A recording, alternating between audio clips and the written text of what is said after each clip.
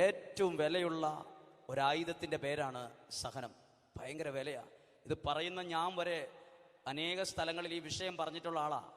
പക്ഷെ എന്നാലും എൻ്റെ ജീവിതത്തിൽ ഒരു സഹനം വരുമ്പോൾ ഞാൻ വാടിപ്പോവും. ഏതുപോലെ വാടിപ്പോവും? ചേമ്പുംതാള് പോലെ വാടിപ്പോവും. എന്താണ് ചേമ്പുംതാളിൻ്റെ പ്രത്യേകത? അത് ചേമ്പേ നിൽക്കുമ്പോൾ നല്ല പവറിലങ്ങ് നിൽക്കും.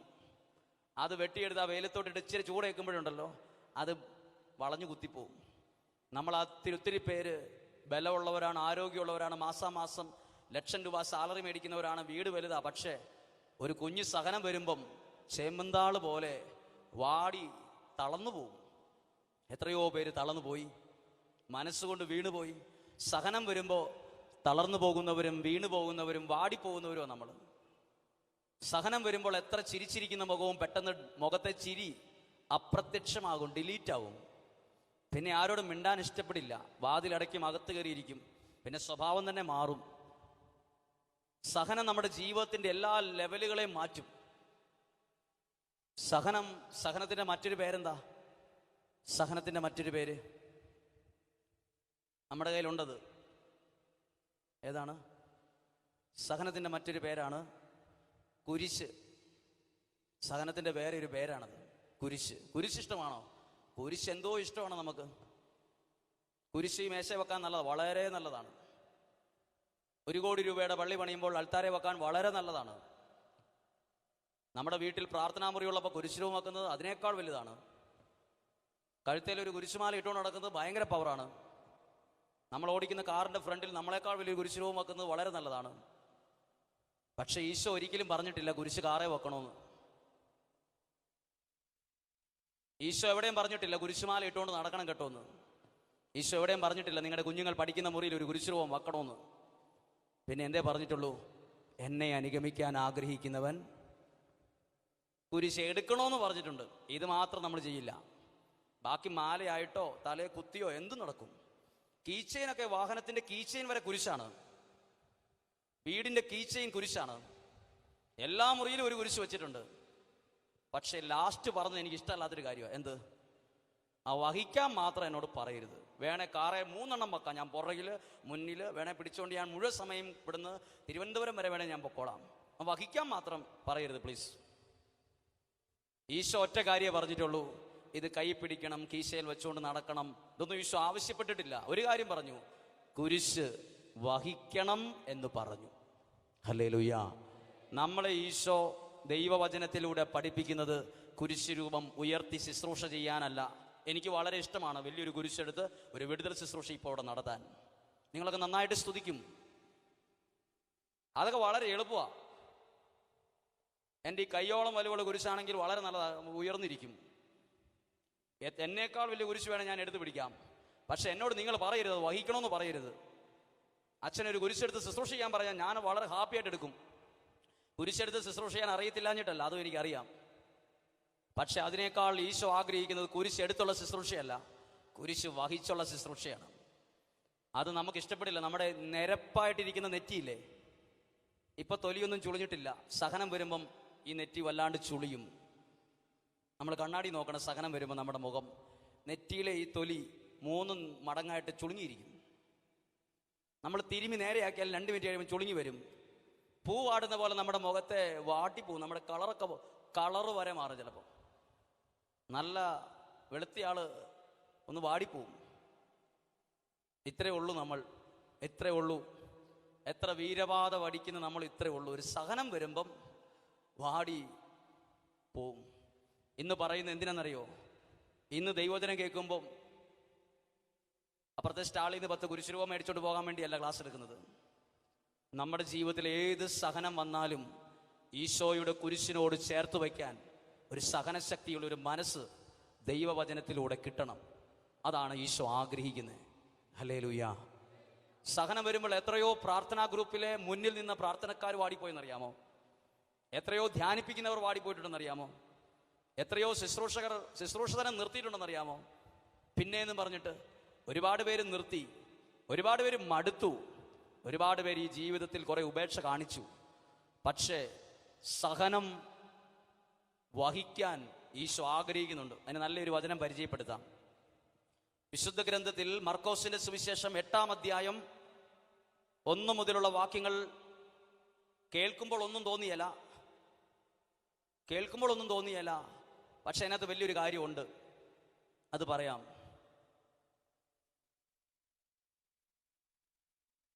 ഹെഡിങ് എന്നാണെന്നറിയോ? ഈശോ അപ്പം വർദ്ധിപ്പിക്കുന്നു എന്നാണ്. എല്ലാവരും ശ്രദ്ധിക്കണം. ഏകദേശം ഇവിടെ ഇരിക്കുന്ന ആളുകളോട് മയക്കുമില്ലാണ്ടും ദൈവവചനം പറയുകയാണ് ഈശോ. കുറച്ച് ദിവസം കഴിഞ്ഞപ്പോൾ ഈശോ പറയാണ്, ശിഷ്യന്മാരെ വിളിച്ചിട്ട് പറയുവാണ്, എല്ലാവർക്കും ഫുഡ് കൊടുക്കണമെന്ന്, ഭക്ഷണം കൊടുക്കണമെന്ന് പറഞ്ഞു. ശിഷ്യന്മാർ വാ വിളിച്ചു. ഒരാൾ വന്ന് പറഞ്ഞു, ആകെ ഇവിടെ 5 അപ്പം ഉള്ളൂ എന്ന് ചെവി പറഞ്ഞു. ഫുഡ് ഇല്ലെന്നാ എൻ്റെ അർത്ഥം, ഭക്ഷണം ഇല്ല എന്ന് പറഞ്ഞു.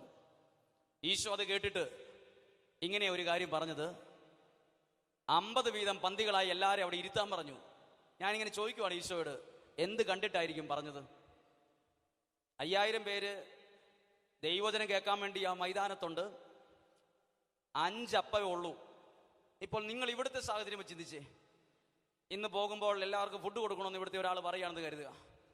ഒരാൾ വന്ന് പറയുക ആകെ 5 അപ്പം ഉള്ളൂ എന്ന് പറഞ്ഞാൽ, ഇവിടുത്തെ ഏറ്റവും വലിയ MBA-കാരൻ വിചാരിച്ചാലും, എത്ര കഷ്ണമാക്കാൻ നോക്കിയാലും, ഇവിടുത്തെ ഏറ്റവും വലിയ VIP നോക്കിയാലും 5 അപ്പം കൊണ്ട് 10 പേരെ പോലും പ്രീതിപ്പെടുത്തില്ല. എല്ലാവരും മുറുമുറുക്കും, ഇല്ലെങ്കിൽ കൊടുക്കാതിരുന്നാ പോരെന്ന് ചോദിക്കും. ഈശോ 5 അപ്പം എടുത്തിട്ട് എന്നാ ചെയ്തു എന്ന് കാണിച്ചു തരാം. 5 അപ്പം എടുത്ത് ഞാൻ ഈ തുവാല കൈ പിടിച്ചിരിക്കുന്ന പോലെ അപ്പമാണെന്ന് വെറുതെ കരുതുക. ഇത് 5 അപ്പമാണ്, എൻ്റെ കൈ തന്ന 5 അപ്പമാണ്. ഈശോ ധൈര്യപൂർവ്വം അവിടെ ഇരുന്നാലുള്ള പ്രത്യേകത എന്താ? എല്ലാവർക്കും കാണാൻ പറ്റും. അതിനുശേഷം ഈ 5 അപ്പം എടുത്ത് ഉയർത്തി താഴ്ത്തി. ഇതിനകത്തൊരു കുഞ്ഞു മലയാള വാക്ക് കിടപ്പുണ്ട്, അതാ ഏറ്റവും പ്രശ്നമുള്ളൊരു വാക്ക്, ഉയർത്തുക. ഇതൊക്കെ വളരെ സന്തോഷമുള്ളൊരു കാര്യമാണ്. അതിനുശേഷം 5000 പേര് നോക്കി നിൽക്കുമ്പം ഈശോയുടെ കയ്യിൽ കിട്ടിയ അപ്പം ഈശോ വളച്ചിട് ഒരൊറ്റ ഓടി ഓടിച്ചു. എഴുതിയിരിക്കുന്നത്, അവൻ 5 അപ്പം എടുത്തു, ഉയർത്തി, ആശീർവദിച്ചു. 3 അക്ഷരമുള്ള ഒരു വാക്കുണ്ട്, എന്താ? മുറിച്ചു. നിങ്ങളെ മുറിച്ചാൽ ഉണ്ടാകുന്ന എന്നാ? വേദന, സഹനം. മുറിച്ചു. ഒരു മരം മുറിച്ചു, വെട്ട് കിട്ടി. 5 അപ്പം എന്തിനാ മുറിച്ചേ? ഇനി ഈ മുറിച്ചു എന്നുള്ള വാക്ക് എന്തിനാ ഇവിടെ എഴുതി വെച്ചേ?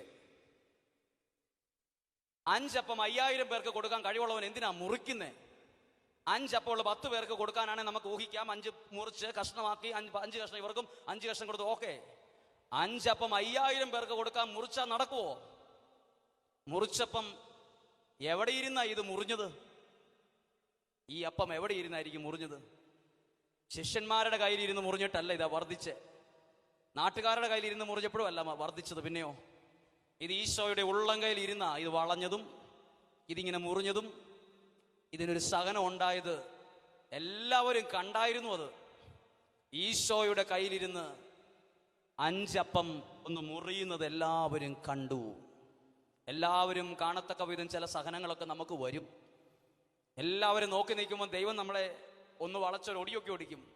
നമ്മൾ ചിലപ്പോൾ അന്നേരം പ്രതികരിക്കും. നമ്മൾ അപ്പത്തോട് ചോദിച്ചു നോക്കിയേ, ഈ അപ്പം എന്നാ തെറ്റ് ചെയ്തിട്ടാ? ഈ അപ്പം എന്ത് കുറ്റം ചെയ്തിട്ടാണ്?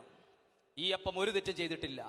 ഈശോ മുറിച്ചു കഴിഞ്ഞിട്ട് പിന്നെ നടന്നത് മുഴുവൻ അത്ഭുതമാണ്. ഈ മുറിച്ചതിന് ശേഷം പിന്നെ ഇത് ഏത് വിധത്തിലാണ് ഇത് വർദ്ധിച്ചത്? 5000 പേർക്ക് കൊടുത്തിട്ടും ഇത് മിച്ചം വരത്തക്ക രീതിയിൽ ഈ അപ്പം ഭയങ്കരമായിട്ട് വർദ്ധിച്ചു എന്ന് ബൈബിളിൽ എഴുതിയിരിക്കുന്നു. വർദ്ധിക്കാൻ വേണ്ടി എന്തിനാ മുറിച്ചത്? കൂടാൻ വേണ്ടി എന്തിനാ മുറിച്ചത്? ഇവിടെ ഇരിക്കുന്ന എല്ലാ പ്രിയപ്പെട്ടവരും കേട്ട്, നമുക്കറിയില്ലാത്ത ഒരാത്മീയ രഹസ്യമാണ്. ദൈവം ഒരു വ്യക്തിയെ വളർത്തുവാൻ ഉദ്ദേശിക്കുമ്പോൾ ആ വ്യക്തിക്ക് ദൈവകരങ്ങളിൽ ചില മുറിപ്പെടുത്തുന്ന അനുഭവങ്ങൾ ഉണ്ടാകാൻ സാധ്യതയുണ്ട്. പറഞ്ഞേ ഹല്ലേലൂയാ. മനസ്സിലായോ? ഏറ്റെടുത്തോ? ഈശോയുടെ കയ്യിൽ ഇത് മുറിഞ്ഞു. ഇനി ആളുകൾ പോയത് എങ്ങനെയെന്ന് എഴുതിയിട്ടുണ്ട്. എങ്ങനെയായിരിക്കും പോയത്? 5 അപ്പം എല്ലാവർക്കും കൊടുത്തിട്ട് ആളുകൾ പോയത് എഴുതിയിരിക്കുന്നത് ഇങ്ങനെയാണ്, അവർ ഭക്ഷിച്ച് എങ്ങനെയായി? ഒന്നും കൂടെ ആ വാക്ക് പറഞ്ഞേ. അതൊരു ഭയങ്കര നല്ല വാക്കാണ്. ഞാനൊരു കാര്യം ചോദിക്കട്ടെ, നിങ്ങൾ ഓരോ വീട്ടിൽ നിന്ന് വന്നിട്ടുള്ളവരല്ല. നിങ്ങളുടെ വീട്ടിൽ 5 പേര് 4 പേര് കാണും. ഒരു വീട്ടിൽ ചോറും സാമ്പാറും പിന്നെ ഒരു തോരനും ഉണ്ടാക്കിയാലും മക്കളുടെ മുഖം വാടിയിരിക്കുള്ളൂ. എന്ത്? ഉപ്പില്ലായിരുന്നു, മുളകില്ലായിരുന്നു, പൊടിയില്ലായിരുന്നു, കടിയില്ലായിരുന്നു പറഞ്ഞു. 4 പേർക്ക് വെച്ചാലും തൃപ്തി വരാൻ പാടാ. 4 പേരെയും തൃപ്തിപ്പെടുത്താൻ നമുക്ക് പാടാ. ഒരു ദേശത്ത് 50 പേരാണെങ്കിൽ 50 പേര് ഏറ്റവും ഒരു കല്യാണത്തിന് ലോകത്തിലെ ഏറ്റവും നല്ല കാറ്ററിംഗുകാരെ വിളിച്ചാലും 10 പേര് തലയും ചൊറിഞ്ഞോണ്ട് പോകുന്നാ, ആ കറി ശരിയായില്ല എന്ന്. ആരാട് വച്ച്? നമുക്ക് ഈ ഏറ്റവും വലിയ പാടാ ഒരുത്തിനെ തൃപ്തിപ്പെടുത്തുക എന്നുള്ളത്. ഈ 5 അപ്പത്തിന് പോയ ഒരുത്തൻ പറഞ്ഞ ഉപ്പില്ലായിരുന്നു. ഇത് എവിടുന്നാ ഈ അരി പൊടിച്ചേ? ഇതാരാ ഇത് ഉണ്ടാക്കിയത്? അകത്ത് വെന്തില്ലായിരുന്നു. ഇത് വേകുകയും ചെയ്തു. എഴുതിയിരിക്കുകയാണ് എല്ലാവരും തൃപ്തരായി എന്ന്. എവിടം വരെ എത്തി അനുഗ്രഹം? അതിനകത്ത് എഴുതിയിരിക്കുന്ന കുഞ്ഞു വാക്ക് നമ്മുടെ ജീവിതവുമായി വളരെ കണക്റ്റഡാ. ഈ ബൈബിളിൽ എഴുതിയിരിക്കുന്ന അപ്പമാ മുറിഞ്ഞിട്ടുള്ളതെങ്കിൽ ഇവിടെ ഇരിക്കുന്ന അനേകം പേർ ഇതുപോലെ ചില മുറിവുകളിലൂടെ കടന്നു പോകുന്നവരാ. ഈ വചനം എന്നാ പഠിപ്പിക്കുന്നേ? ഈ മുറിഞ്ഞ അപ്പം എന്നാ നിങ്ങളോട് പറയുന്നേ? ഈ മുറിച്ച ഈശോ എന്നാ നിങ്ങളോട് പറയാൻ ആഗ്രഹിക്കുന്നത്? അത് രണ്ടും കേട്ടാ മതി. ഈ അപ്പത്തിന് സംസാരിക്കാൻ പറ്റുമെങ്കിൽ ഈ അപ്പം എന്തു പറയും? ഈ കാഞ്ഞൂർ ഇടവകയിൽ ഇപ്പോൾ ഈ മൈതാനത്തിരിക്കുന്ന നിങ്ങളോട് ആ മുറിഞ്ഞ അപ്പം സംസാരിക്കാൻ കഴിവുള്ള ഒരാളായി മാറിയാൽ എന്തു പറയും? ഞാൻ മുറിഞ്ഞത് എൻ്റെ ജീവിതത്തിൽ ഏറ്റവും വലിയ അബദ്ധമാണെന്ന് പറയുമോ? ഒരിക്കലും പറയില്ല. എന്നെ മുറിച്ച ദൈവം, എനിക്കതിനെക്കുറിച്ച് സന്തോഷം, ഒരു സാക്ഷ്യമേ പറയാനുള്ളൂ. ഓരോ സഹനവും ദൈവം ഒരുക്കുന്നത് അനേകരുടെ മുമ്പിൽ സാക്ഷ്യമായി ഉയർത്താനും അനുഗ്രഹിക്കാനുമാ, തകർച്ചയ്ക്കും പരാജയത്തിനും അല്ലേ അല്ല. ഒരു കരം ഉയർത്തി ഉറക്കിയെന്ന് പറയാമോ? ഹല്ലേലൂയ. ഉറക്കിയെന്ന് പറഞ്ഞേ ഹല്ലേലൂയ. അതിന്റെ അർത്ഥം എന്നാണെന്നറിയാമോ? ഈശോ പറഞ്ഞത് സഹനത്തിന് വിലയുണ്ട്. സഹനത്തിന് വിലയുണ്ട്. ലോകം പറയും സഹനത്തിന് വിലയില്ല. എന്നാ വിശുദ്ധ ഗ്രന്ഥം പറയും സഹനത്തിന് വിലയുണ്ട് എന്ന്. ഹല്ലേലൂയ. സഹനത്തിന്റെ വിലയാണ് ഇവിടെ കണ്ടത്. വർദ്ധിച്ചു. ഓരോ സഹനവും ഒരു വലിയ നന്മയ്ക്ക് ദൈവം ഒരുക്കുന്നതാണ്. വലിയ നന്മയ്ക്ക്. അത് കണ്ടുപിടിക്കണമെങ്കിൽ ഇച്ചിരി പാടുക, ഇച്ചിരി ബുദ്ധിമുട്ടാണ്. സഹനത്തിന്റെ പേരാണ് കുരിശ്. കുരിശ് അത് കാണാൻ ഇഷ്ടം, കഴുത്തേൽ ധരിക്കാൻ ഇഷ്ടം, കീച്ചൈനായിട്ട് കൊണ്ട് നടക്കാൻ ഇഷ്ടം, വഹിക്കാൻ നമുക്കിഷ്ടമല്ലാത്തൊരു കാര്യമാണ് സഹനം. ഇനി അടുത്ത കാര്യം വളരെ ശ്രദ്ധയോടെ കേട്ടെ, വളരെ ശ്രദ്ധയോടെ. ഈശോ എപ്പോഴാ ദൈവപുത്രനാണെന്ന് ഒരാൾ വിളിച്ചു പറഞ്ഞത്? ഒരാൾ പ്രാർത്ഥിക്കുന്ന ഒരാളാണോ ആത്മീയ മനുഷ്യനാണോ എന്ന് എപ്പോൾ തിരിച്ചറിയാൻ പറ്റും? രാവിലെ തൊട്ട് വൈകുന്നേരം വരെ ഈ 25 കൊന്ത ചെല്ലുന്ന ഒരാൾ ഒരു ആത്മീയ മനുഷ്യനാണെന്ന് പറയാൻ കഴിയില്ല. അയാളൊരു പ്രാർത്ഥനക്കാരനാണെന്ന് പറയാൻ പറ്റും, ഒരു ദൈവഭക്തനാണെന്ന് പറയാൻ പറ്റും, ദൈവത്തോട് ബന്ധമുള്ള ഒരാളാണെന്ന് പറയാൻ കഴിയില്ല. ഒരാൾക്ക് ഒരു വലിയ പുസ്തകം, ഇതിനേക്കാൾ കനമുള്ള പുസ്തകം രാവിലെ തൊട്ട് ചൊല്ലി തീർക്കാം, ഒരു പ്രാർത്ഥന ചൊല്ലി എന്നുള്ള സംതൃപ്തി ഉണ്ടാകും. എപ്പോഴാണ് ഈശോ ദൈവപുത്രനാണെന്ന് പറഞ്ഞത്? ഈശോ 5 അപ്പം 5000 പേർക്ക് ഇങ്ങനെ സപ്ലൈ ചെയ്തപ്പം ആ ജനക്കൂട്ടത്തിൽ നിന്ന് ഒരു മനുഷ്യൻ പോലും എഴുന്നേറ്റ് നിന്ന് പറഞ്ഞില്ല ഇവൻ ദൈവപുത്രനാണെന്ന്. പറഞ്ഞോ? ആരും പറഞ്ഞില്ല. 38 വർഷം ബെത്സൈദ കുളക്കരയിൽ കിടന്ന രോഗിക്ക്, ഒരു മനുഷ്യന് സഹായമില്ലാതെ കയറുന്ന ആ മനുഷ്യനെ ഒരു കുഴപ്പമില്ലാതെ എഴുന്നേൽപ്പിച്ച് സൗഖ്യപ്പെടുത്തിയപ്പം ആ കുളക്കരയിൽ ഉണ്ടായിരുന്ന നാട്ടുകാരൊന്നും പറഞ്ഞില്ല ഇവൻ ഏതോ ഒരു ദൈവപുത്രനാണെന്ന് പറഞ്ഞിട്ടില്ല. പിന്നെയോ, ഇങ്ങനെ നോക്കിയാൽ ഒരത്ഭുതം നടന്നപ്പോഴും ഈശോ ദൈവപുത്രനാണെന്ന് പറഞ്ഞില്ല. അടുത്ത കേട്ടെ, ശ്രദ്ധിച്ചേ. ഈശോ കുരിശിൽ ഒരു പരാതിയും കൂടാതെ നിശബ്ദമായി തന്നെ പീഡിപ്പിച്ചവർക്ക് വേണ്ടി പ്രാർത്ഥിച്ചുകൊണ്ട് സഹിക്കുന്നത് കണ്ടപ്പം താഴെ നിന്ന് ഒരാൾ വിളിച്ചു പറഞ്ഞു ഇവൻ സത്യമായും ദൈവപുത്രനാണെന്ന്. എപ്പോഴാ പറഞ്ഞേ? സഹിക്കുന്ന രീതി, അതാണ് ഈ ഈശോയെ ദൈവപുത്രനാക്കി മാറ്റിയത്. സഹിക്കുന്ന രീതി. പറഞ്ഞേ ഹല്ലേലൂയ. എല്ലാവരും കേട്ടെ. 25 കൊന്ത ചെല്ലാൻ ഇച്ചിരി പ്രാക്ടീസ് ഉണ്ടേ പറ്റും. 5 ദിവസം ധ്യാനിക്കാൻ ഒന്ന് ട്രൈ ചെയ്താൽ പറ്റും. ബൈബിൾ മൊത്തം വായിച്ചു തീർക്കാൻ ഒന്ന് മനസ്സ് പ്ലാൻ ചെയ്താൽ പറ്റും. പക്ഷെ ഈശോ സഹിച്ചതുപോലെ സഹിക്കണമെങ്കിൽ അത് വേറൊരു കൃപയാ, അത് വേറൊരു അഭിഷേകമാ. ശ്രദ്ധിച്ചേ, എൻ്റെ ജീവിതത്തിലേക്ക് വരുന്ന സഹനങ്ങൾ ഞാൻ സ്വീകരിക്കുന്ന രീതിയാ എന്നെ ദൈവീക മനുഷ്യനാക്കി മാറ്റുന്നത്. ഞാൻ ചൊല്ലിക്കൂട്ടുന്ന പ്രാർത്ഥനയുടെ അളവ് അതിൽ ഒരു 5% മാത്രമേ ഉള്ളൂ. പറഞ്ഞേ ഹല്ലേലൂയ. അവർക്ക് പറഞ്ഞേ ഹല്ലേലൂയ. എല്ലാവർക്കും സന്തോഷമാണോ? ഇതത്ര സന്തോഷമുള്ള വിഷയം അല്ലാത്തതുകൊണ്ടാണ് ചോദിക്കുന്നത്. നിങ്ങൾ വളരെ സീരിയസ് ആയിട്ടാണ് ഇരിക്കുന്നത്. അല്പം കൂടി സന്തോഷത്തോടെ ഇരിക്കാം. ഇടത്തും വലത്തും നിൽക്കുന്ന ആൾക്കാരുടെ മുഖത്തൊക്കെ ഇടയ്ക്ക് നോക്കണം. ഹല്ലേലൂയ. കാരണം ഇച്ചിരി സന്തോഷത്തോടെ ഇരുന്ന്, കാരണം ദൈവം അനുഗ്രഹിക്കുന്ന സമയത്ത് സന്തോഷത്തോടെ വേണം ഇരിക്കാൻ. കാരണം ദൈവം സന്തോഷത്തോടെ അനുഗ്രഹിക്കുമ്പം നമ്മൾ സന്തോഷത്തോടെ ഇരിക്കണം. ഇച്ചിരി സീരിയസ് ആയി പോയോ എന്നൊരു സംശയം, അതുകൊണ്ടാണ് പറഞ്ഞത്. ഹല്ലേലൂയ. നമുക്ക് മാത്രമേ ഒരു എഞ്ചിൻ ഘടിപ്പിച്ചിട്ടുള്ളൂ. ഏത് എഞ്ചിൻ? ഈ ലോകത്ത് ഇഷ്ടംപോലെ ജീവനുള്ള ആളുകൾ, ജീവനുള്ളതുണ്ട്. പക്ഷെ ഒരു എഞ്ചിൻ മാത്രം നമുക്ക് മാത്രമേ ഉള്ളൂ. ഏത്? ചിരിക്കാനുള്ള എഞ്ചിൻ ആർക്ക് മാത്രമേ ഉള്ളൂ? അത് ഈ താടിയുടെ അടിയിൽ, തൊലിക്കടിയിൽ ദൈവം തുന്നി ജനിച്ചപ്പോഴേ വിട്ടിട്ടുണ്ട്. ഒരു എഞ്ചിൻ പിടിപ്പിച്ചാണ് വിട്ടിരിക്കുന്നത്. ഏത്? ആ എഞ്ചിൻ പ്രവർത്തിക്കുന്നതുകൊണ്ടാണ് നമ്മൾ ചിരിക്കുന്നത്. ആനയ്ക്ക് പോലും ആ എഞ്ചിൻ പിടിപ്പിച്ചിട്ടില്ല. സിംഹം കാട്ടിലെ രാജാവാണ്, പക്ഷെ എഞ്ചിനില്ല. സിംഹം ചിരിക്കില്ല, ആന ചിരിക്കില്ല. ആന കാറും, സിംഹം അലറും, ചിരിക്കത്തില്ല. എത്ര സന്തോഷം വന്നാലും വായൊന്ന് പൊളിക്കുകയുള്ളൂ, ചിരിക്കില്ല. കാരണം എന്നാ? ആ എഞ്ചിനില്ല. നമുക്കെന്തുണ്ട്? ചിരിക്കാനുള്ള ഒരു എഞ്ചിൻ ഇതിനകത്ത് പിടിപ്പിച്ചിട്ടുണ്ട്. അതെങ്ങനെ പ്രവർത്തിച്ചുകൊണ്ടിരിക്കുന്നതുകൊണ്ടാണ് നമ്മൾ ചിരിക്കുന്നത്. പറഞ്ഞേ ഹല്ലേലൂയ. അത് സന്തോഷമാണോ? സന്തോഷമുള്ളവർ പറഞ്ഞേ ഹല്ലേലൂയ. സഹനം എന്ന വിഷയം പറയുമ്പോൾ ഉള്ള സന്തോഷമൊക്കെ ചിലരുടെ പോകാറുണ്ട്. വേറെ വിഷയമൊന്നും ഇല്ലേന്ന് ചോദിക്കും. വേറെ വിഷയമൊന്നും ഇല്ലേ അച്ഛോ പറയാൻ? ഇത് ഇച്ചിരി വിഷമമുള്ള കാര്യമാണ്, എന്നാൽ ഇതിനകത്ത് ഭയങ്കര ഗുണമുണ്ട്. ഇത് വലിയൊരു അഭിഷേകമാണ്. ഹല്ലേലൂയ. കേട്ടെ, ഈശോ സഹിക്കുന്നത് കണ്ടപ്പോഴാണ് പറഞ്ഞത് ഇവൻ സത്യമായും ദൈവപുത്രനാണെന്ന്. നമ്മൾ സഹിക്കുന്നത് കാണുമ്പം നമ്മുടെ കൂടെയുള്ളവർ പറയണം, ആ സഹിക്കുന്ന രീതിക്കാ എന്നെ ഒരു ദൈവീക മനുഷ്യനാക്കി മാറ്റുന്നത്. ദൈവത്തോടുള്ള ബന്ധം ഞാൻ തെളിയിക്കുന്നത് ഈ വിധത്തിലാണ്. ഈ സഹിക്കുന്ന രീതിക്കാ. കുഞ്ഞു സഹനം പോലും, കാലെ കൊണ്ട ഒരു മുള്ളിൻ്റെ വേദന പോലും 2 തെറി പറഞ്ഞ് സ്വീകരിക്കുന്നവരുണ്ട്. കാലിലൊരു മുള്ളു കൊണ്ടു 2 തെറി അങ്ങ് പറയും, പുള്ളിക്കൊരു ആശ്വാസം കിട്ടിയിട്ടുണ്ട്. കുഞ്ഞു സഹനം പോലും സ്വീകരിക്കാൻ കഴിവില്ലാത്തവരാ പലരും. എന്തില്ല? സഹനശക്തിയില്ല. എന്നാ പ്രാർത്ഥനയുണ്ടോ? ഭയങ്കരം പ്രാർത്ഥനയാണ്. എന്തില്ല? പ്രാർത്ഥനയുണ്ട്, സഹനശക്തി ഇല്ല. പറഞ്ഞേ ഹല്ലേലൂയ. അവർക്ക് പറഞ്ഞേ ഹല്ലേലൂയ. ഇനി അടുത്തൊരു പ്രധാനപ്പെട്ട കാര്യം, ഒരാളുടെ തനി സ്വഭാവം എപ്പോഴാ കാണുന്നത്? എപ്പോഴേ കാണാൻ പറ്റുള്ളൂ? ഒരാളുടെ തനി സ്വഭാവം അറിയണമെങ്കിൽ ആ വ്യക്തിക്ക് ഒരു കുഞ്ഞ് സഹനം കൊടുത്താൽ മതി. അൽത്താര നിൽക്കുന്ന ഞാൻ വെള്ളം എടുപ്പിട്ട് ഉറാലേക്ക് ഇട്ടിരിക്കുമ്പോൾ ഇതാ തനി സ്വഭാവം എന്ന് വിചാരിച്ചേക്കരുത്. ഇതല്ല തനി സ്വഭാവം. വേറൊരു സ്വഭാവമുണ്ട്. അതെപ്പോഴേ പിടികിട്ടുള്ളൂ? ഞാൻ പിടികിട്ടുന്നൊരു വഴി പറഞ്ഞു തരാം. കൺവെൻഷൻ 9:10 തീരും. 9:20 നിങ്ങൾ ഇവിടുന്ന് പോകും. അപ്പോൾ നിങ്ങളിൽ ആരെങ്കിലും ഒരു കൺവീനറോ എൻ്റെ ഉത്തരവാദിത്തപ്പെട്ട ഒരാൾ ഒരു മൊട്ടുസൂചി കൊണ്ട് എൻ്റെ എലിക്കിട്ട് കുത്തണം. ഞാൻ അങ്ങോട്ട് പോകുമ്പം എൻ്റെ എവിടെ കുത്തണം? എൻ്റെ തനി സ്വഭാവം കാണല. ഞാൻ കണ്ണൂർ ജില്ലക്കാരനാണ്.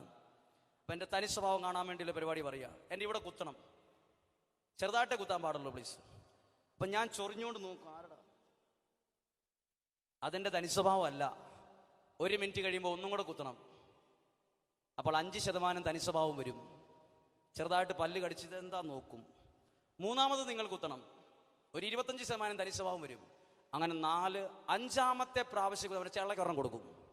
അതാണ് തനി സ്വഭാവം. എപ്പോഴേ തനി സ്വഭാവം വരുള്ളൂ? എൻ്റെ ശരീരത്തിൽ വേദന വരുമ്പോഴാണ്. ഈശോയ്ക്ക് എന്തിനാ ഇത്രയും സഹനം കൊടുത്തേ? ഈശോയ്ക്ക് എന്തിനാ ഇത്രയും സഹനം കൊടുത്തേ? ശത്രുക്കളുടെ ആഗ്രഹം ഒന്നുണ്ടായിരുന്നു, ഒരാഗ്രഹം, ഇവൻ്റെ തനി സ്വഭാവം ഒന്ന് കാണണമെന്ന്. അപ്പോൾ എന്താ തനി സ്വഭാവം കണ്ടേ?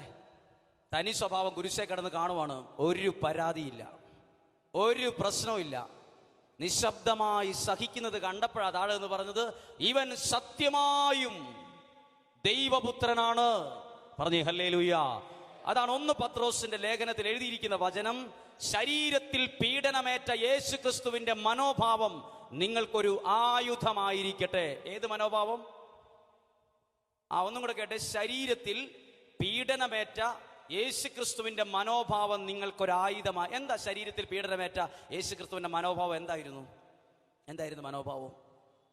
എന്തായിരിക്കും മനോഭാവം? ശരീരത്തിൽ പീഡനമേറ്റ യേശുക്രിസ്തുവിന്റെ മനോഭാവം എന്നാന്ന് അറിയണമെങ്കിൽ എൻ്റെയും നിങ്ങളുടെയും മനോഭാവം ആദ്യം കണ്ടുപിടിക്കണം. ഇനി എൻ്റെ ഉദാഹരണം നിങ്ങളെ ആരും വേണ്ട, ഞാൻ തന്നെ എടുത്തോളാം. എന്നെയാണ് കുരിശിൽ തറയ്ക്കുന്നതെങ്കിൽ ഞാൻ എല്ലാവരെയും ഒന്ന് നോട്ട് ചെയ്യുമെന്നുള്ള കാര്യം ഉറപ്പാണ്. ഇന്നത്തെ പോലത്തെ ഒരു ടച്ച് ഫോണും കൂടെ ഉണ്ടെങ്കിൽ എല്ലാവരുടെ ഒരു ഫോട്ടോ പറ്റുന്നിടത്തോളം ഞാൻ എടുത്തു വെക്കും. എന്തായാലും 3 ദിവസം കഴിഞ്ഞ് ഉയർത്തെഴുന്നേക്കും. പിന്നെ ഒരു കളി ഞാൻ കളിക്കും. ഈശോ സഹിച്ചത് നിവൃത്തിയില്ലാത്തതുകൊണ്ടല്ല കേട്ടോ. ഈശോ പറഞ്ഞു, സ്വർഗത്തിൽ നിന്ന് ഒരു വാക്ക് പറഞ്ഞാൽ മതി, ദൂതന്മാരിറങ്ങി എല്ലാത്തിനെയും നിശേഷമാക്കും. ഒരു വാക്ക് മതിയെന്ന്. എല്ലാ സാധ്യതയും ഉണ്ടായിരുന്നു ഈ സഹനം ഒഴിവാക്കാൻ. നമ്മൾ പലരും സഹിക്കുന്നത് വേറെ നിവൃത്തിയില്ലാത്തതുകൊണ്ടാണ്. ഞാനും നിങ്ങളുമൊക്കെ വേറെ വഴിയില്ല. ഈശോയ്ക്ക് ഈ സഹനത്തെ ഒഴിവാക്കാൻ 100 വഴികളുണ്ട്. ഹല്ലേലൂയാ. ഇനി ഈശോ, ഞാനാണെങ്കിലുണ്ടല്ലോ, എൻ്റെ കാലയിൽ ആണി തറച്ചവൻ്റെ മുഖം ഒന്ന് നോട്ട് ചെയ്ത് നോക്കും. അവൻ്റെ വീട് ഏതാ, വീട്ടുപേരേതാ, എൻ്റെ കുടുംബം എവിടെയാണ്, താമസം ഏത് വഴിയാ, പോക്കും വരവൊക്കെ ഓക്കെ. കയ്യേലാണി തറച്ചവൻ്റെയും പേരും സ്ഥലവും വീടും ഞാനൊന്ന് കരുതി വെക്കും. തലയിൽ മുൾക്കിരീടം വെച്ചാളെ പ്രത്യേകം ഞാൻ നോട്ട് ചെയ്യും. എൻ്റെ മുഖമെല്ലാം നശിപ്പിച്ച് കളഞ്ഞ ആളാണ്. പിന്നെ മുഖത്ത് തുപ്പിയാൾ, പിന്നെ അയാളെ നോക്കേ വേണ്ട. 3 ദിവസം കഴിഞ്ഞ് ഉയർത്തെഴുന്നേൽക്കുന്ന ഞാൻ ആദ്യം എങ്ങോട്ടേ പോവുള്ളൂ? ഞാൻ ഉയർത്തെഴുന്നേറ്റ രാത്രിയിൽ തന്നെ ഞാൻ പോകുന്നത്, പറ്റുമെങ്കിൽ ഒരു വണ്ടി ടാക്സി വിളിച്ചിട്ട് ഞാൻ ആദ്യം ടാക്സിക്കാരനോട് പറയും, ഇന്നയാളുടെ വീട്ടിൽ പോയി അവൻ്റെ വീട്ടിൽ നേരം വെളുക്കുന്നതിന് മുമ്പ് ഒരു പണി കൊടുക്കും. എന്നെ ആ കുരിശിൽ തറച്ചെങ്കിൽ സാധാരണ ഒരു മനുഷ്യന്റെ മനോഭാവം എന്നാണെന്നറിയോ? എന്നെ ഉപദ്രവിച്ചവനെ തിരിച്ചു കൊടുക്കണം എന്നുള്ളതാണ് സാധാരണ ഒരു പച്ച മനുഷ്യന്റെ പലരുടെയും ഒരു പ്രത്യേകത. ഇവിടെയാണ് യേശുവിന്റെ മനോഭാവം. ഈശോ കുരിശിൽ മരിച്ചു, ഉയർത്തെഴുന്നേറ്റപ്പം ഈശോ പോയത് ആരുടെ കാലയിൽ ആണി തറച്ചെന്നല്ല ചോദിച്ചേ. ആരാന്നറിയാവോടെ എൻ്റെ തലയിൽ മുൾക്കിരീടം വെച്ചത് ആരാന്ന് എനിക്ക് വ്യക്തമായിട്ട് അറിയാന്നല്ല ഈശോ പറഞ്ഞേ. ഈശോ പോയത് തന്നെ സ്നേഹിച്ച ശിഷ്യന്മാരുടെ അടുത്തേക്ക്. പറഞ്ഞേ ഹല്ലേലൂയാ. അതായത് പകരത്തിന് പകരമില്ല, പകരത്തിന് പകരം ചോദിക്കുന്നില്ല, പകരത്തിന് പകരം ചെയ്യാൻ പോയില്ല. ഈശോ സ്നേഹിക്കുന്നവരുടെ അടുത്തേക്ക്, വാലയിൽ ആണി തറച്ചവന്റെ അടുത്തേക്ക് അല്ല രാത്രിക്ക് പോയത്. കയ്യേൽ ആണി തറച്ചവന്റെ വീട്ടിൽ ചെന്ന് വർത്താനം പറയാൻ പോയിട്ടില്ല. ഈശോ പോയത് സ്നേഹിച്ച ശിഷ്യന്മാരുടെ അടുത്തേക്ക്. ഒന്നുറക്കെ പറഞ്ഞേ ഹല്ലേലൂയാ. ഇതാണ് ശരീരത്തിൽ പീഡനമേറ്റ യേശു ക്രിസ്തുവിന്റെ മനോഭാവം. നമ്മളെ ഏതെങ്കിലും വിധത്തിൽ ഒരാൾ എന്തെങ്കിലും ചെയ്താൽ അതിന് പകരം വെക്കാതെ നമ്മുടെ മനസ്സ് വല്ലാണ്ട് കിടന്ന് ചലിക്കും, പ്രവർത്തിച്ചുകൊണ്ടിരിക്കും. ഇത് യേശു ക്രിസ്തുവിന്റെ മനോഭാവമല്ല. പത്രോസ്ലീഹ പറയാണ്, ശരീരത്തിൽ പീഡനമേറ്റ യേശു ക്രിസ്തുവിന്റെ മനോഭാവം നിങ്ങൾക്കൊരായുധമായിരിക്കട്ടെ എന്ന്. ഒരു കരം ഉയർത്തി ഉറക്കിയെന്ന് പറഞ്ഞേ ഹല്ലേലൂയാ, ഹല്ലേലൂയാ. ഇനി ശ്രദ്ധിക്കുക, സഹനത്തെക്കുറിച്ച് പറയുമ്പോൾ ഒരുപാട് കാര്യങ്ങൾ നമ്മുടെ ജീവിതത്തിന് ഭയങ്കര സൗഖ്യത്തിനും വിടുതലിനും കാരണമാകുന്ന ഒരുപാട് കാര്യങ്ങളുണ്ട്. ഒരാള് ഇതിന് പറയാൻ കാരണം, സഹനം സഹിക്കുന്ന വ്യക്തി, സ്വീകരിക്കുന്ന വ്യക്തി, 10-26 വയസ്സുള്ള ഒരു പെൺകുട്ടി, കല്യാണം കഴിഞ്ഞതാണ്, ഒരു ആങ്കൊച്ചുണ്ട്, ധ്യാനത്തിന് വന്നതാണ്. പക്ഷെ വന്നത് തെർമോക്കോൾ കട്ട് ചെയ്യുന്ന ടൈപ്പ് ബ്ലേഡുമായിട്ടാണ് വന്നത്. തെർമോക്കോൾ കട്ട് ചെയ്യുന്ന ബ്ലേഡ്. ആ ബ്ലേഡ് എൻ്റെ തന്നു ബുധനാഴ്ച ദിവസം. എന്നിട്ട് പറഞ്ഞു, ഈ ധ്യാനത്തിന് വന്ന് ഇവിടെ വെച്ച് ആത്മഹത്യ ചെയ്യണമെന്ന് ആഗ്രഹിച്ചാ വന്നേന്ന് പറഞ്ഞു. ഇവിടെ വെച്ച് ആത്മഹത്യ ചെയ്യണം, മരിക്കണമെന്ന് ഓർത്താ വന്നേന്നൊക്കെ പറഞ്ഞു. ബ്ലേഡ് എൻ്റെ തന്നു, ഒന്നും ചെയ്തിട്ടില്ല. അപ്പോൾ ചോദിച്ചു, എന്താണ് ഇത്ര ചെറുപ്പത്തിൽ അങ്ങനെ തീരുമാനിക്കാൻ കാരണം? അപ്പോൾ ഒരു ചോദ്യത്തിന് ഉത്തരം കിട്ടുവാണെങ്കിൽ ഞാൻ മരിക്കില്ല എന്ന് പറഞ്ഞു, ആത്മഹത്യ ചെയ്യില്ല എന്ന് പറഞ്ഞു. നിഷ്പ്രയാസം ചോദിച്ചു, എന്താ ചോദ്യം? അപ്പോൾ പറഞ്ഞു, സഹിക്കുന്നവർക്ക് ദൈവം എവിടെയാണെന്ന് ചോദിച്ചു. ദൈവം എവിടെ? ഇവിടെ ഇരിക്കുന്ന ഒത്തിരി പേര് പല സഹനങ്ങളിലൂടെയും കടന്നു പോകുന്നവരായിരിക്കും. നിങ്ങളും പലപ്പോഴും ദൈവത്തോട് ചോദിച്ചിട്ടുണ്ടാകും, ദൈവം എവിടെ? ഇനി ആ പെൺകുട്ടിയുടെ ഒരു വിഷമം പറയാം. 10-16 വയസ്സ് കഴിഞ്ഞപ്പോൾ തൊട്ട് 10ാം ക്ലാസ്, +1, +2 കാലത്തെത്തിയപ്പോൾ തന്നെ ഈ പെങ്കൊച്ചിൻ്റെ അമ്മ ഒരു പ്രാർത്ഥനക്കാരി ആയതുകൊണ്ട് മകളോട് പറഞ്ഞു, നീ ഇപ്പോൾ മുതൽ പ്രാർത്ഥിക്കണം, നിനക്ക് നല്ലൊരു വിവാഹമുണ്ടാകാൻ, നല്ലൊരു കുടുംബജീവിതം ഉണ്ടാകാൻ, നല്ലൊരു ജീവിത പങ്കാളിയെ കിട്ടാൻ വേണ്ടി നീ പ്രാർത്ഥിക്കണം എന്ന് പറഞ്ഞു. അങ്ങനെ 5-6 വർഷം ഇവൾ അമ്മ പറഞ്ഞതനുസരിച്ച് മനസ്സറിഞ്ഞ് പ്രാർത്ഥിച്ചപ്പോൾ ഒരു നിയോഗം വച്ചിരുന്നു, ദൈവമേ, എനിക്ക് നാളെ ഒരു സമയത്ത് ഒരു വിവാഹം നടക്കുവാണെങ്കിൽ എൻ്റെ കഴുത്തിൽ മദ്യപാനിയായ ഒരുത്തൻ താലി കെട്ടാൻ ഇടയാകരുത് എന്ന് മാത്രം. കള്ളു കുടിക്കുന്ന ഒരുത്തൻ എൻ്റെ കഴുത്തിൽ താലി കെട്ടല്ലേ എന്ന് വർഷങ്ങൾക്ക് മുമ്പേ പ്രാർത്ഥിച്ചു. അങ്ങനെ ഒരു കല്യാണം ആലോചന വന്നു. ഭയങ്കരമായിട്ട് ആലോചിച്ചു, പ്രാർത്ഥിച്ചു, കല്യാണം കഴിഞ്ഞു. കുറച്ച് മാസം കഴിഞ്ഞപ്പോഴേ മനസ്സിലായി ഇയാളൊരു മുക്കുടിയനാണെന്ന്. കുടിയെന്ന് മാത്രമല്ല, ഇയാൾ കുടിച്ചാൽ മാനസിക രോഗിയെ പോലെയാണ്. സാധാരണ ഒരു കുടിയനായിട്ട് കൂട്ടാനും കൊള്ളത്തില്ല. ഇയാൾക്ക് കുടിച്ചു കഴിഞ്ഞാൽ ചില ഹോബികളുണ്ട്. ഇയാളുടെ ഒരു പ്രത്യേകത, കള്ള് കുടിച്ചാൽ പിന്നെ ഭാര്യ അടുത്ത് വന്ന് നിൽക്കണം. ഇയാൾ തല തൊട്ട് കാല് വരെ ഇയാൾ ഗാർഗിച്ച് തുപ്പും. ഇയാളുടെ ഹോബി അതാണ്, ഒരു പ്രത്യേക ഹോബി. ഇയാൾക്ക് മാനസികമാണ്. കള്ള് കുടിച്ചാൽ ഇയാൾക്ക് അക്ഷരാർത്ഥത്തിൽ ഇയാളൊരു മാനസിക രോഗിയാണ്. അങ്ങനെ ഇത് മടുത്തു. സ്വന്തം വീട്ടിൽ പോലും ഇത് പറഞ്ഞില്ല. ആദ്യം ഇവൾ ചിന്തിച്ചു, എത്രയോ വർഷമായിട്ട് പ്രാർത്ഥിച്ച ഒറ്റ നിയോഗമേ വച്ചിട്ടുള്ളൂ, കള്ള് കുടിക്കുന്ന ഒരുത്തൻ താലി കെട്ടാൻ ഇടയാകരുത്. ആലോചിച്ചു, പ്രാർത്ഥിച്ചു, ഒരുങ്ങി കല്യാണം കഴിച്ച് താലി കെട്ടിയത് 1 മാസം കഴിഞ്ഞ് അറിയുമാണ് മുക്കുടിയൻ. കുടിച്ചാൽ സാധാരണ കുടിയനെ പോലെയല്ല, കുടിച്ചാൽ അയാൾക്ക് മാനസികം വട്ടുപോലെയാണ്. അങ്ങനെ മടുത്ത്, ജീവിതം മടുത്ത് പലവട്ടം മരിക്കണമെന്ന് ആഗ്രഹിച്ച്, നിങ്ങൾ ആലോചിച്ച് നോക്കണം, തല മുതൽ കാല് വരെ ഇയാൾ കാർക്കിച്ചു തുപ്പും. ഇയാൾ ഹോബി, ഈ പുള്ളിക്കാരത്തേക്ക് പിന്നെ വേറെ എവിടെയും പോകാൻ പറ്റില്ല, അവിടെ നിന്നോണം. അപ്പൊ വേറെ ആൾക്കാർ ചോദിക്കും, നീ ഇത്രയും നാൾ എങ്ങനെയാണ് ഈ പിടിച്ചു നിന്നേന്ന് ചോദിക്കും. നീ എങ്ങനെ ഇത് അതിജീവി ഇത്രയൊക്കെ എങ്ങനെ പിടിച്ചു നിന്നു? അതിന് ആദ്യം പൈസ കൊടുക്കണം. പലവട്ടം മരിക്കാൻ തീരുമാനിച്ചു, പക്ഷെ ആരുടെയോ പ്രാർത്ഥനയുടെ ബലം കൊണ്ടൊന്നും ചെയ്തില്ല. അങ്ങനെയാണ് മരിക്കാൻ വന്നത്. ഭർത്താവിനോട് പറഞ്ഞിട്ടില്ല ധ്യാനത്തിന് പോവുകയാണെന്ന്, മരിക്കാൻ പോവാന്ന് പറഞ്ഞിട്ടാ പോകുന്നത്. ഫോണൊന്നും ഇല്ല കയ്യിൽ. അത് വലിയൊരു അപകടം പിടിച്ചതാണ്. അങ്ങനെ ഇരിക്കുമ്പോൾ ഈ വ്യക്തി പറഞ്ഞു, ഞാൻ ചോദിക്കുന്ന ചോദ്യത്തിന് ഉത്തരം കിട്ടുവാണെങ്കിൽ ഞാൻ മരിക്കത്തില്ല ഫാദർ, മരിക്കില്ല എന്ന് പറഞ്ഞു. എന്തുത്തരം പറയാൻ പറ്റും?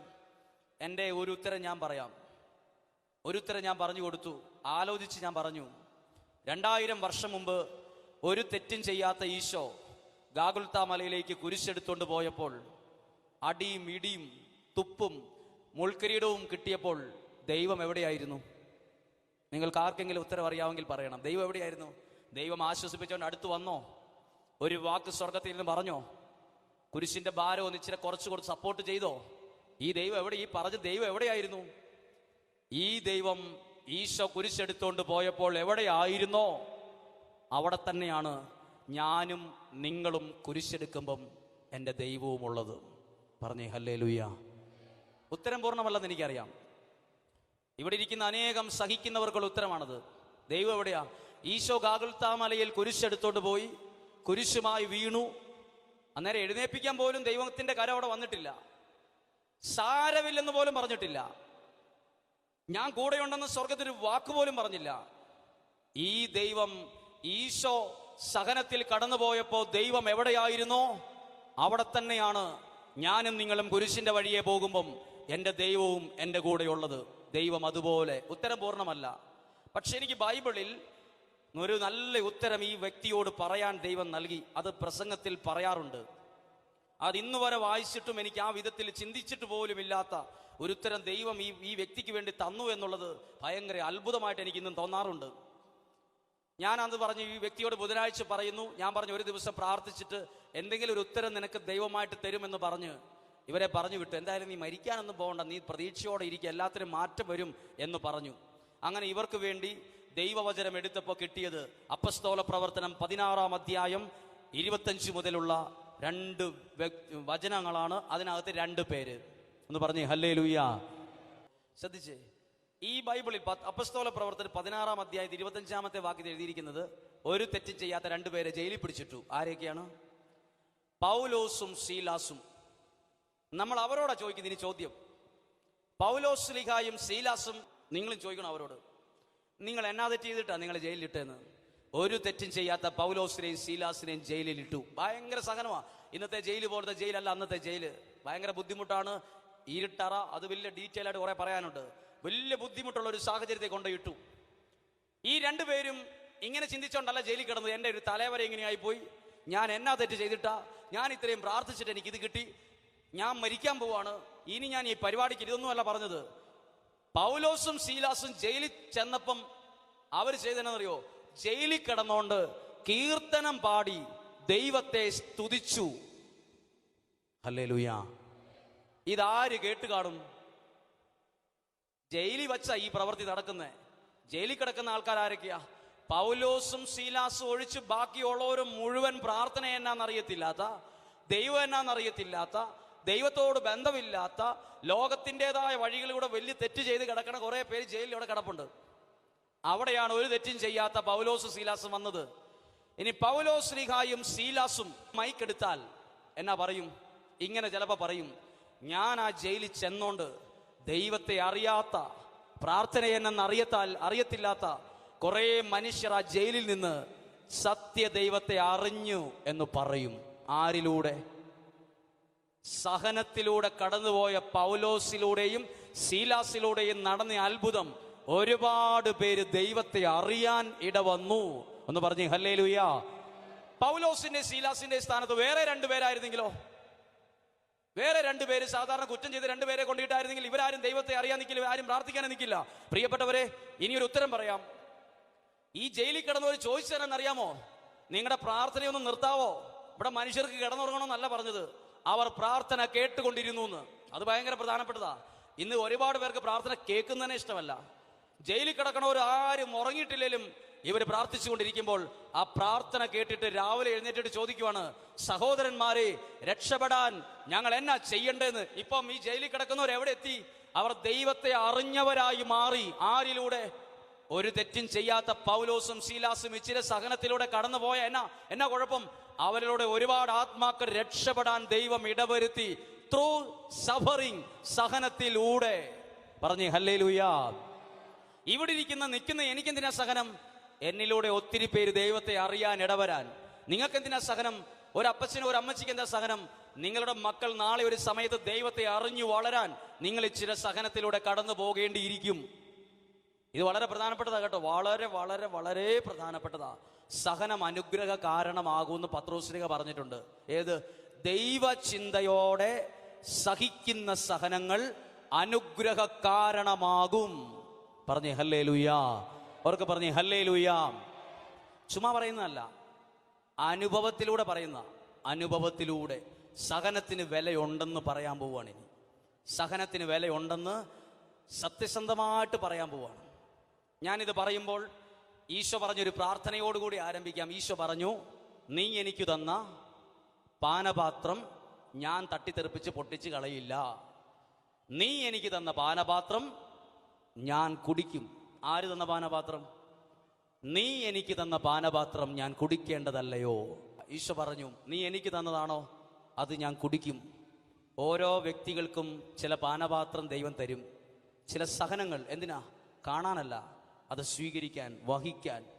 സഹിക്കുന്നവനെ പിശാചിന് പോലും പേടിയാണ്. സഹിക്കുന്നവനെയാ ദൈവത്തിന് ഏറ്റവും ഇഷ്ടം. സഹിക്കുന്നവന്റെ മുമ്പിൽ പിശാച് വരത്തില്ല. സഹിക്കുന്നവനെ പിശാചിന് ഭയമാണ്. പറഞ്ഞേ ഹല്ലേലൂയാ. സഹിക്കുന്നവർക്കുള്ളൊരു ദൂതാ ഇത്. സഹനത്തിലൂടെ കടന്നു പോകുന്നവർക്കൊരു ആത്മീയ സന്ദേശമാണിത്. കരങ്ങൾ ഉയർത്തി ഒന്ന് പറഞ്ഞേ ഹല്ലേലൂയാ, ഹല്ലേലൂയാ. കരങ്ങൾ താഴ്ത്താം. ശ്രദ്ധിച്ചേ, ഞാൻ ഈ വിഷയം പറയാനുള്ള കാരണം, ഞാൻ ഇതുപോലൊരു സഹനത്തിലൂടെ കടന്നുപോയ ഒരാളായതുകൊണ്ടാണ്. അപ്പോൾ എന്നോട് പലരും പറഞ്ഞു ഈ വിഷയമൊന്നും പറയരുതെന്ന്. അങ്ങനെ ഞാനിത് ദൈവത്തോട് പ്രാർത്ഥിച്ചൊരു വിഷയമാണ്. അപ്പോൾ എന്നോട് പലരും പറഞ്ഞു, ധ്യാനിപ്പിക്കുന്ന ഓരച്ഛന്മാരും അവനവൻ്റെ ജീവിതം പറയാറില്ല അച്ചോ. അച്ഛന് വേണമെങ്കിൽ അച്ഛൻ്റെ സഹനം വേറൊരു അച്ഛൻ്റെ പേരിൽ പറഞ്ഞു വിടുമോ? എനിക്ക് അങ്ങനെയും തോന്നി പറഞ്ഞാലോ എന്ന്. പിന്നെ ഞാൻ ദൈവത്തോട് പ്രാർത്ഥിച്ചു, എനിക്ക് തന്ന സഹനത്തിൻ്റെ ഉദ്ദേശം എന്നാണെന്ന്. അപ്പോൾ ദൈവത്തിൻ്റെ ആത്മാവ് ഒരു ഉത്തരം നൽകി, നിനക്ക് ചില സഹനങ്ങൾ തന്നിട്ടുണ്ടെങ്കിൽ അതിലൂടെ നീ കണ്ടത് ദൈവത്തിൻ്റെ കരമാണെങ്കിൽ നീ അത് എല്ലാവരോടും പറയാനാ ചില സഹനങ്ങൾ.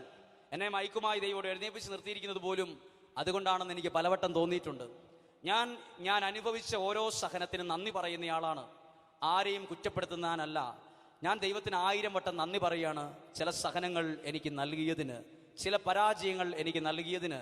ഒരു ഭക്തൻ പാടിയൊരു പാട്ടുണ്ട്, എല്ലാ സഹനങ്ങൾക്കും നന്ദി, എല്ലാ തോൽവികൾക്കും നന്ദി. ആരും പാടാറില്ലത്, പക്ഷെ നല്ലൊരു പാട്ടാണ്. പറഞ്ഞേ ഹല്ലേലൂയാ. ഞാൻ മുമ്പേ പറഞ്ഞ സാക്ഷ്യം പൂർത്തീകരിച്ചിട്ട് പറയാം. ഈ പെങ്കൊച്ചിനോട് ഈ സാക്ഷ്യം പറഞ്ഞു, ദൈവം നിനക്ക് സഹനം തന്നത്, നിന്നെ കഴുത്തി താലി കെട്ടിയ ഭർത്താവ് ആരാണ്? പ്രാർത്ഥനയില്ല, ദൈവവും ഇല്ല, പള്ളിയിൽ പോവില്ല, മദ്യപാനം കുടിക്കുന്ന കുറെ കൂട്ടുകാർ, ലഹരി വസ്തുക്കൾ ഉപയോഗിക്കുന്ന മാനസിക രോഗമുള്ള ഒരു മനുഷ്യൻ. ദൈവത്തെ എന്നാന്ന് പോലും അറിയത്തില്ല, കുറ്റം പറയും. ആ മനുഷ്യനെ ദൈവത്തിലേക്ക് അടുപ്പിക്കാൻ ഈ വ്യക്തിയെ ദൈവം നിയോഗിച്ചതാണെന്ന് പറഞ്ഞാൽ നിങ്ങൾ ആരെങ്കിലും വിശ്വസിക്കുമോ? ഞാൻ പറഞ്ഞു, നിന്നിലൂടെ നിന്റെ ഭർത്താവ് ദൈവത്തെ അറിഞ്ഞ് നിന്നേക്കാൾ ദൈവത്തോട് അടുക്കുന്ന ഒരാളായി മാറുമെന്ന് പറഞ്ഞു. അപ്പോൾ അത്ഭുതത്തോടെ മുഖത്തിൻ്റെ കളർ വരെ മാറിയിട്ട് ചോദിച്ചു, അത് നടക്കുമോ ഫാദർ? സംഭവിക്കുന്ന വല്ല കാര്യമാണോ, അതോ എന്നെ ആശ്വസിപ്പിക്കാൻ പറഞ്ഞതാണോ എന്ന്. ഇത് പരിശുദ്ധാത്മാവിൽ ആ കാര്യം അങ്ങോട്ട് പറഞ്ഞു. ഇനി കേൾക്കുക. 1 മാസം കഴിഞ്ഞ് പിറ്റത്തെ മാസം ധ്യാനത്തിന് വരുമ്പോൾ ഞാൻ കാണുന്നത് ഇവർ രണ്ടുപേരും ധ്യാനം രജിസ്റ്റർ ചെയ്യാൻ നിൽക്കുന്ന ഓഫീസിന്റെ മുമ്പിൽ നിൽക്കുന്നത് കണ്ടപ്പോൾ ഞാൻ അത്ഭുതപ്പെട്ട്. ഞാൻ ആദ്യം വിചാരിച്ചു ഇത് ഇദ്ദേഹത്തിന്റെ ഭർത്താവായിരിക്കില്ല, ആങ്ങളെ ആയിരിക്കും എന്നാണ് വിചാരിച്ചത്. എന്നെ കണ്ടപാടി ഓടി വന്നിട്ട് പറഞ്ഞു, ഇതാണ് എൻ്റെ ഹസ്ബൻഡ്. ഞാൻ ധ്യാനം കഴിഞ്ഞ് ചെല്ലുമ്പോൾ എന്നെ കൊന്ന് ചാക്കിനകത്താക്കി പൊട്ടക്കണ്ടി തള്ളുമെന്നാണ് ഞാൻ ചിന്തിച്ചത്. പക്ഷെ അവിടെ ചെന്നപ്പോൾ ഒരു വലിയ മാറ്റമാണ് കണ്ടത്. എന്നോട് ചോദിച്ചു, നീ എവിടെയാ പോയെന്ന്? 5 ദിവസവും ഇയാൾ തീ തിന്നു. മദ്യപിച്ചാലും കള്ളുകുടിയനാണെങ്കിൽ ഇയാൾക്ക് എന്തോ ഉള്ളിലൊരു സ്നേഹമുള്ള മനുഷ്യനാണെന്ന് അന്നും ഈ വ്യക്തിക്ക്, ഈ സ്ത്രീക്ക്, ഈ ഭാര്യയ്ക്ക് മനസ്സിലായി. 5 ദിവസം ഇയാൾ പല സ്ഥലത്തും അലഞ്ഞു തിരിഞ്ഞ് നടന്നു. ഭാര്യ ഇവക്കെന്നാ പറ്റിയെന്നറിയാൻ വേണ്ടി മറിഞ്ഞ് നീ എവിടെ അന്നേരം ഇയാളുടെ മുഖത്ത് തന്നെ ഒരു മാറ്റം കണ്ടിട്ട് ഇവൾ സത്യം പറഞ്ഞു, ഞാൻ ധ്യാനത്തിന് പോയതാ, അത് മരിക്കാൻ ഉദ്ദേശിച്ച് പോയതാ. അന്ന് ഇയാൾ പറഞ്ഞു, നീ എവിടെ പോയതാണേലും അവിടെ എന്നെയും കൂടെ കൊണ്ടുപോകണമെന്ന് പറഞ്ഞിട്ട് ഒരു 1.5 മാസം, ഒരു 60 ദിവസത്തിനുള്ളിൽ 5 അപ്പം 5000 പേർക്ക് കൊടുത്ത് അത്ഭുതമാണ് സംഭവിക്കുന്നത്. ഇന്ന് ആ കുടുംബം സന്തോഷത്തോടെ ജീവിക്കുന്ന ഒരു കുടുംബമാണ്. ഇന്ന് ആ പെൺകുട്ടി പറയുവാണ്, 16-17 വയസ്സ് തൊട്ട് ഞാൻ പ്രാർത്ഥിച്ചു എൻ്റെ കഴുത്തിൽ കള്ളുകുടിയനായ ഒരാൾ താലി കെട്ടരുതെന്ന്. ഞാൻ കുറച്ചുനാൾ ജീവിച്ചത് കള്ളു കുടിച്ചാൽ മാനസിക രോഗമുള്ള ഒരാളുടെ കൂടെ, പ്രാർത്ഥനയില്ലാത്ത ഒരാളുടെ കൂടെ. പക്ഷേ എൻ്റെ സ്ഥാനത്ത് മറ്റൊരു പെണ്ണായിരുന്നെങ്കിൽ പണ്ടേക്ക് ഒന്നെങ്കിൽ ആത്മഹത്യ ചെയ്തേനേം, അല്ലെങ്കിൽ വിവാഹമോചനം തേടി 2 വഴിക്ക് പോയേനേം. എൻ്റെ കുടുംബത്തിലുള്ളവർ എനിക്ക് നന്നായി പ്രാർത്ഥനയുള്ള വളർത്തിയത് കൊണ്ട് ഇവിടെ ഞാൻ പിടിച്ചു നിന്നു. എന്നിലൂടെ എൻ്റെ ജീവിത പങ്കാളി ദൈവത്തെ അറിയുന്ന ഒരാളായി മാറി. ഇന്നൊരു ശുശ്രൂഷയൊക്കെ ചെയ്തു വരുന്ന, പ്രാർത്ഥനയിൽ പടിപടിയായി ഉയരുന്ന ഒരു നല്ല മനുഷ്യൻ. ആ ദേശത്ത് തന്നെ ഈ വ്യക്തി ഇന്നൊരു അത്ഭുത പാത്രമായി മാറിയിരിക്കുകയാണ്. ഒരു സഹനത്തിലൂടെ ദൈവം ചെയ്ത ഏറ്റവും വലിയ അത്ഭുതമാണിത്. ഒന്ന് പറഞ്ഞേ ഹല്ലേലൂയാ. ഇവിടെ ഇരിക്കുന്ന ഏതെങ്കിലും വ്യക്തികൾക്ക് സഹനങ്ങളുണ്ട്, ഓർത്തു, അത് നിങ്ങളുടെ കുടുംബത്തിൽ പലരും ദൈവത്തെ അറിഞ്ഞു വളരാൻ ദൈവം ഒരുക്കുന്നതായിരിക്കും. ഇവിടെ ഇരിക്കുന്ന മാതാപിതാക്കൾക്ക് സഹനം ഉണ്ടെങ്കിൽ ഓർത്തോ, അതിപ്പോ നല്ലതിനായിരിക്കും. കാരണം നിങ്ങൾക്ക് ഇപ്പോൾ നല്ല സന്തോഷമാണെങ്കിൽ നിങ്ങളുടെ മക്കൾ പോലും ചിലപ്പോൾ ദൈവത്തെ അറിയില്ല. നിങ്ങൾ നല്ല സഹനത്തിലായതുകൊണ്ട് ചിലപ്പോൾ നിങ്ങളുടെ പ്രാർത്ഥനാ മുറിയിൽ മുട്ടിന്മേൽ നിന്ന് കരങ്ങൾ ഉയർത്തിയായിരിക്കും നിങ്ങൾ പ്രാർത്ഥിക്കുന്നത്. പ്രാർത്ഥന എന്നാണെന്ന് അറിയത്തില്ലാത്ത മക്കൾ പോലും ദൈവത്തെ അറിയുന്നത് സഹനങ്ങളിലൂടെയുള്ള നിങ്ങളുടെ പ്രാർത്ഥന കണ്ടിട്ടായിരിക്കും. അത് ഹൃദയത്തിനകത്തൊരു അഭിഷേകമായി തന്നെ വളർന്നോളും. അനേകരെ ദൈവത്തിൽ അടുപ്പിക്കാൻ ചില സഹനങ്ങൾ ദൈവം നമുക്ക് അനുവദിക്കും. ഒന്ന് പറഞ്ഞേ ഹല്ലേലൂയാ. ഉറക്കെ ഒന്ന് കരം ഉയർത്തി പറയാമോ? ഹല്ലേലൂയാ, ഹല്ലേലൂയാ. കരങ്ങൾ താഴ്ത്താം. എൻ്റെ വ്യക്തിപരമായ ജീവിതത്തിലെ ഒരു അനുഭവം ഞാൻ നിങ്ങളോട് ഇതുമായി ഞാൻ എൻ്റെ ചെറുപ്പകാലം മുതൽ തന്നെ ഒരു വലിയ സഹനത്തിലൂടെയാണ് എൻ്റെ ഒരു യാത്ര ആരംഭിച്ചത് തന്നെ. എനിക്ക് പലവട്ടം തോന്നിയിട്ടുള്ളതാ മരിക്കണമെന്ന്. എനിക്ക് പലവട്ടം തോന്നി. എൻ്റെ അറിവില്ലാത്ത സമയത്ത്, ആരും ഗൈഡൻസ്, നിർദ്ദേശം തരാനില്ലാത്ത സമയത്ത് അക്ഷരാർത്ഥത്തിൽ എനിക്ക് തോന്നിയതാണ് മരിക്കുന്നതാ ഇതിനേക്കാൾ നല്ലതെന്ന് എനിക്ക് തോന്നിയിട്ടുണ്ട്. സത്യം പറഞ്ഞാൽ അന്നേരമൊക്കെ എനിക്ക് വഴക്കും തക്കതായ ശിക്ഷണവും കിട്ടിയിട്ടുണ്ട്. മരിക്കാൻ ഉദ്ദേശിക്കാനുള്ള കാരണം, എൻ്റെ അപ്പച്ചൻ ഭയങ്കരമായൊരു മദ്യപാനിയായിരുന്നു. ഇന്ന് നല്ല സന്തോഷത്തിൽ പോകുന്നൊരു കുടുംബമാണ്. ഇന്ന് മദ്യപാനി ആയിരുന്നത് കൊണ്ട്, ഈ മദ്യപാനത്തിൻ്റെ പ്രത്യേകത എന്നാണെന്ന് ചോദിച്ചാൽ, മദ്യം കഴിക്കാത്തവരോട് ചോദിച്ചാൽ ഇത് മനസ്സിലാകുകയില്ല. മദ്യപാനി ഒരു സ്ഥലത്ത് 100 കണക്കിന് കുട്ടികൾ പഠിക്കുന്ന ഒരു കോളേജിൽ പ്രാർത്ഥനാ നിയോഗം എഴുതി മേടിച്ചപ്പം അതിൽ 76 പേര് എഴുതിയിരിക്കുന്നത് അപ്പൻ്റെ മദ്യപാനം കൊണ്ട് വിഷമിക്കുന്ന പിള്ളേരുടെ എഴുതി കടലാസിനകത്ത്. അപ്പം നിങ്ങൾ ഓർത്ത് നോക്കണം, മദ്യപിക്കുന്ന ഓരോരുത്തരും അറിയണം, 100 പിള്ളേരുടെ പ്രാർത്ഥനാ നിയോഗം എഴുതി മേടിച്ച് 76 നിയോഗം മുഴുവൻ അവരുടെ അപ്പനെ കുറിച്ചുള്ള മദ്യപാനത്തിന്റെ ദുഃഖം എഴുതി വെച്ചിരിക്കുന്നത്. കുടിക്കണവർക്ക് ഇതൊന്നും അറിയാൻ പാടില്ല. ഞാൻ കുടിക്കുന്നതുകൊണ്ട് എന്നാ ദോഷമെന്ന് അവർ ചോദിക്കും. ഇനി കുടിയില്ല, മദ്യപാനം ഇല്ലാത്ത ഒരാളുടെ വീട്ടിൽ ചെന്ന്, വീട്ടിലാരും മദ്യപാനി അല്ലെങ്കിൽ ഈ വിഷമം അറിയില്ല കേട്ടോ. മദ്യപാനി അല്ലാത്ത ഒരാളുടെ, മദ്യപാനി അല്ല എൻ്റെ വീട്ടിൽ ആരും, മദ്യപാനത്തിന് വിഷമാണെന്ന് അറിഞ്ഞാൽ ഇവരെന്നാ ചോദിക്കുന്നറിയോ? ആ മനുഷ്യൻ ഇച്ചിരി കുടിക്കുന്നതുകൊണ്ട് എന്നാ ചെയ്തോന്ന് ചോദിക്കും. അതിൻ്റെ ഛേദം എന്നാന്ന് അറിയണമെങ്കിലേ മദ്യം കഴിക്കുന്ന ഒരാൾ വീട്ടിലുണ്ടെങ്കിൽ അറിയാം അതിൻ്റെ വേദന എന്നാണെന്ന്. അങ്ങനെയുള്ളവർക്ക് ഇതിൽ കൂടുതൽ മനസ്സിലാകും. അല്ലാത്തൊരു പറയും, ആ മനുഷ്യൻ ഇച്ചിരി കുടിച്ചാൽ എന്നാ കുഴപ്പം, അയാൾ കുടിച്ചിട്ട് വീട്ടിൽ കിടക്കുകയല്ലേ ചെയ്യുന്നുള്ളൂ, അയാൾ ഒച്ചത്തിൽ സംസാരിക്കുന്ന എന്നാ കുഴപ്പം. ആ വീട്ടിലുള്ളവരോട് ചോദിക്കണം, ഇതിൻ്റെ വിഷമം എന്നാ, ഇതിൻ്റെ വേദന എന്നാ, ഇതിന് വല്ല വിഷമം ഉണ്ടോ നിങ്ങൾക്ക്, നിങ്ങളിതോട് ഹാപ്പിയാണോ ഒന്ന് ചോദിച്ചു നോക്കണം. അവർ തീ തിന്നാൻ തുടങ്ങിയിട്ട് വർഷം കുറേയായിട്ടുണ്ടാകും. ഇതുപോലെ വലിയ സഹനത്തിലൂടെ കടന്നുപോയ ഒരാളാണ് ഞാൻ. ഓർമ്മ വെച്ച കാലം മുതൽ ഒരു നിശ്ചിത കാലമുണ്ട്. അതുകൊണ്ട് എൻ്റെ വീട്ടിൽ ഈ ഒരു, പിന്നെ ഞാനിതിനെ കാണുന്ന നിങ്ങൾ ആരും വിശ്വസിക്കരുത്, എൻ്റെ വീട്ടിലുള്ളവരെ കുറ്റം പറയുന്നു, എൻ്റെ സ്വന്തക്കാരെ പറയുന്നു, നിങ്ങൾ അങ്ങനെ ചിന്തിക്കരുത് കേട്ടോ. ഞാൻ അവരെ അനുഗ്രഹിച്ചു പ്രാർത്ഥിക്കുകയാണ്. കാരണം എനിക്ക് വളരെ സന്തോഷമായി ഇങ്ങനെ സഹനം ഉണ്ടായത് ഇന്ന്. കാരണം ഇന്ന് അതൊന്നും ഇല്ലായിരുന്നെങ്കിലുണ്ടല്ലോ ഞാൻ ഈ മൈക്ക് എടുക്കേണ്ട ഒരു സാഹചര്യം പോലും ഉണ്ടാവില്ലായിരുന്നു എന്ന് എനിക്ക് ഉറപ്പാണ്. സാധാരണ പോലെ എന്തെങ്കിലുമൊക്കെ ആയിട്ട് ജീവിച്ചേനെ. ചിലപ്പം ഇത്രയും ഒന്നും ദൈവവചനം പറയാൻ, എന്നെ ദൈവവചനം പറയാൻ പ്രേരിപ്പിച്ചത് ഈ സഹനങ്ങളൊക്കെ. അതുകൊണ്ട് സഹനത്തെ ഓർത്ത് ഞാൻ നന്ദി പറയുന്നു. എല്ലാ സഹനങ്ങൾ എനിക്ക് തന്ന വഴികളൊക്കെ എനിക്ക് ഏറ്റവും ഭാഗ്യമുള്ള വഴികളാണ്. എന്നെ എവിടെയെങ്കിലും എത്തിച്ചിട്ടുണ്ടെങ്കിൽ ഈ വഴികളാണ് കാരണമായ. സഹനത്തിലൂടെയാണ് ഞാൻ എന്തേലും ആയിട്ടുണ്ടെങ്കിൽ ആയിട്ടുള്ളത്. ഹല്ലേലൂയ, പറഞ്ഞേ ഹല്ലേലൂയ. ചെറുപ്പം മുതലേ ഭയങ്കര സഹനം. അപ്പച്ചൻ മദ്യപിച്ച് വന്നു കഴിഞ്ഞാൽ പിന്നെ വീട്ടിൽ കിടത്തത്തില്ല, പറമ്പി വേണം കിടക്കാൻ. റബ്ബർ പാറ്റുവേർ അടിച്ച് വൃത്തിയാക്കി ചോറും കറിയും പായും തലയണയും പറമ്പിൽ കൊണ്ടുപോയി വെക്കണം. അവിടെ വെച്ച് അടുത്ത സ്ഥലത്ത് കൊണ്ടുപോയി വെക്കണം. ഇത് പെരയ്ക്ക് ചുറ്റും കിടപ്പാണ് പണി. അപ്പം ഞാൻ നോക്കിയപ്പം എനിക്ക് മാത്രമല്ല സഹനം, എല്ലാവർക്കും സഹനമാണ്. പശുവിന് സഹനം, പട്ടിക്ക് സഹനം, കോഴിക്ക് സഹനം. കാരണം അപ്പച്ചൻ മദ്യപിച്ചാൽ ഇതിനിട്ട് എല്ലാം കിട്ടും അടി. പിന്നെ പോട്ടെ, റബ്ബറിന് വരെ സഹനമാണ്, ഇടയ്ക്ക് ഏറ് കിട്ടും, റബ്ബറുണ്ട്, മൊത്തത്തിൽ സഹനമാണ്. അപ്പം പറമ്പിൽ കിടക്കുമ്പോഴേ ഞങ്ങളുടെ അടുത്തൊരു വീടുണ്ട്, അതൊരു ഹൈന്ദവ സഹോദരൻ്റെ വീടാണ്. അവരെപ്പോഴും പറയും, നിങ്ങൾ പറമ്പിൽ കിടക്കണ്ട കേട്ടോ, ഞങ്ങളുടെ അടുക്കള വശത്തെ വാതിൽ ഒരിക്കലും അടയ്ക്കാറില്ല, അത് ചാരിയേ ഇടുകയുള്ളൂ, നിങ്ങൾ പറമ്പിൽ കിടക്കണ്ട, ഇവിടെ വന്ന് കിടന്നാൽ മതി. എന്നാലും അതെല്ലാ ദിവസവും അങ്ങനെ ചെയ്യാൻ പറ്റിയല്ലാത്തതുകൊണ്ട് ഈ പറമ്പിൽ കിടക്കുമ്പം വീട്ടിൽ കിടക്കുന്നവർക്ക് ആർക്കും പറമ്പിൽ കിടന്നതിൻ്റെ പറമ്പിൽ എന്നാ കിടന്നാൽ കുഴപ്പം എന്ന് ചോദിക്കും. പറമ്പിൽ കിടന്നവർക്കറിയാം ഇതിൻ്റെ വിഷമം എന്നാണെന്ന്. ഒരിക്കലും ഉറങ്ങാൻ പറ്റിയല്ല. ഒന്നാമത്തേത്, നല്ലപോലെ ഉറക്കം വരുമ്പോഴായിരിക്കും നമ്മുടെ കാലയേക്കടി ഒരു ഉറുമ്പ് വേറൊരു സ്ഥലത്തേക്ക് പോകുന്നത്. അപ്പോഴായിരിക്കും ചെവിയേക്കൂടി ഒരു ഉറുമ്പ് പതുക്കെ ഇത് തിന്നാൻ തുടങ്ങും, ചെറുതായിട്ട് ചെവി തിന്നാൻ തുടങ്ങും. നമ്മളത് ഉറുമ്പിനെ ഞെരടിക്കളഞ്ഞ് 10-15 മിനിറ്റ്, പിന്നെ അരമണിക്കൂർ ഉറക്കം പോകും. ഇച്ചിരി പാടാ, വലിയ പാടാ, ഭയങ്കര പാടാണ്. അങ്ങനെ രാത്രിയിൽ ഈ പറമ്പിൽ ഇങ്ങനെ ഒളിച്ചു തിരിക്കുമ്പം ഈ മുകളിലത്തെ വീട്ടിൽ നിന്ന് ഉറക്കെ പാട്ടും റേഡിയോയിലൂടെയുള്ള പാട്ടും ചിരിയും കേൾക്കുമ്പം മനസ്സിലിങ്ങനെ ചിന്തിക്കും, ആ വീട്ടുകാർക്കൊക്കെ എന്തോ ഒരു സുഖമാണ്, ആ വീട്ടിൽ ജനിച്ചാൽ മതിയായിരുന്നു, ഈ വീട്ടിൽ ജനിച്ചിട്ട് എന്നും സഹനം. 10ാം ക്ലാസ് വരെയും ഞാൻ കുടുംബ പ്രാർത്ഥനയുടെ വീട്ടിലില്ലായിരുന്നു എന്നുള്ളത് സത്യമായ യാഥാർത്ഥ്യമാണ്. ഇതെന്നാന്ന് പോലും എനിക്കറിയില്ലായിരുന്നു. സെമിനാരിൽ ചേരുമ്പം നന്മ നിറഞ്ഞ മറിയമേ ശരിക്കും അറിയില്ലാത്ത ഒരുത്തനുണ്ട്, ഞാനായിരുന്നു. പൂർണ്ണമായിട്ട് അറിയത്തില്ല, അതിൻ്റെ പേര് കുറേ കളിയാക്കൽ, അതുപോലും അറിയത്തില്ലടോ തനിക്കെന്ന് എന്നോട് ചോദിക്കും. സത്യം പറഞ്ഞാൽ ആരും വിശ്വസിക്കത്തില്ല, ഇതാരും വിശ്വസിക്കത്തില്ല. കുടുംബ പ്രാർത്ഥനയൊന്നും ശരിക്കും എൻ്റെ വീട്ടിൽ ചെല്ലാൻ പറ്റുന്ന ഒരു സാഹചര്യം അല്ലായിരുന്നു. ഒരു ബൈബിള് പോലും എൻ്റെ വീട്ടിലില്ലായിരുന്നു. അങ്ങനെ ഒരു സാഹചര്യത്തിൽ ഇവിടെ എന്നെ എത്തിക്കണമെങ്കിൽ എൻ്റെ ബുദ്ധി നടക്കുകയാലും നിങ്ങൾക്ക് ഇതറിയാം, എൻ്റെ ബുദ്ധിയിൽ ഇത് നടക്കത്തില്ല, എൻ്റെ ശക്തിയിൽ നടക്കത്തില്ല. ഇത് ദൈവത്തിൻ്റെ കരം പ്രവർത്തിച്ചില്ലെങ്കിൽ ഒരു കാലത്തും തലകുത്തി നിന്നാലും നിൽക്കാൻ പറ്റാത്ത ഒരു സ്ഥലത്താണ് ഇന്ന് മയക്കും പിടിച്ച് ഇപ്പം നിൽക്കുന്നത്. ഇത് തന്നെ എൻ്റെ ജീവിതത്തിലെ ഏറ്റവും വലിയ അത്ഭുതങ്ങളിൽ ഒന്നാണ്.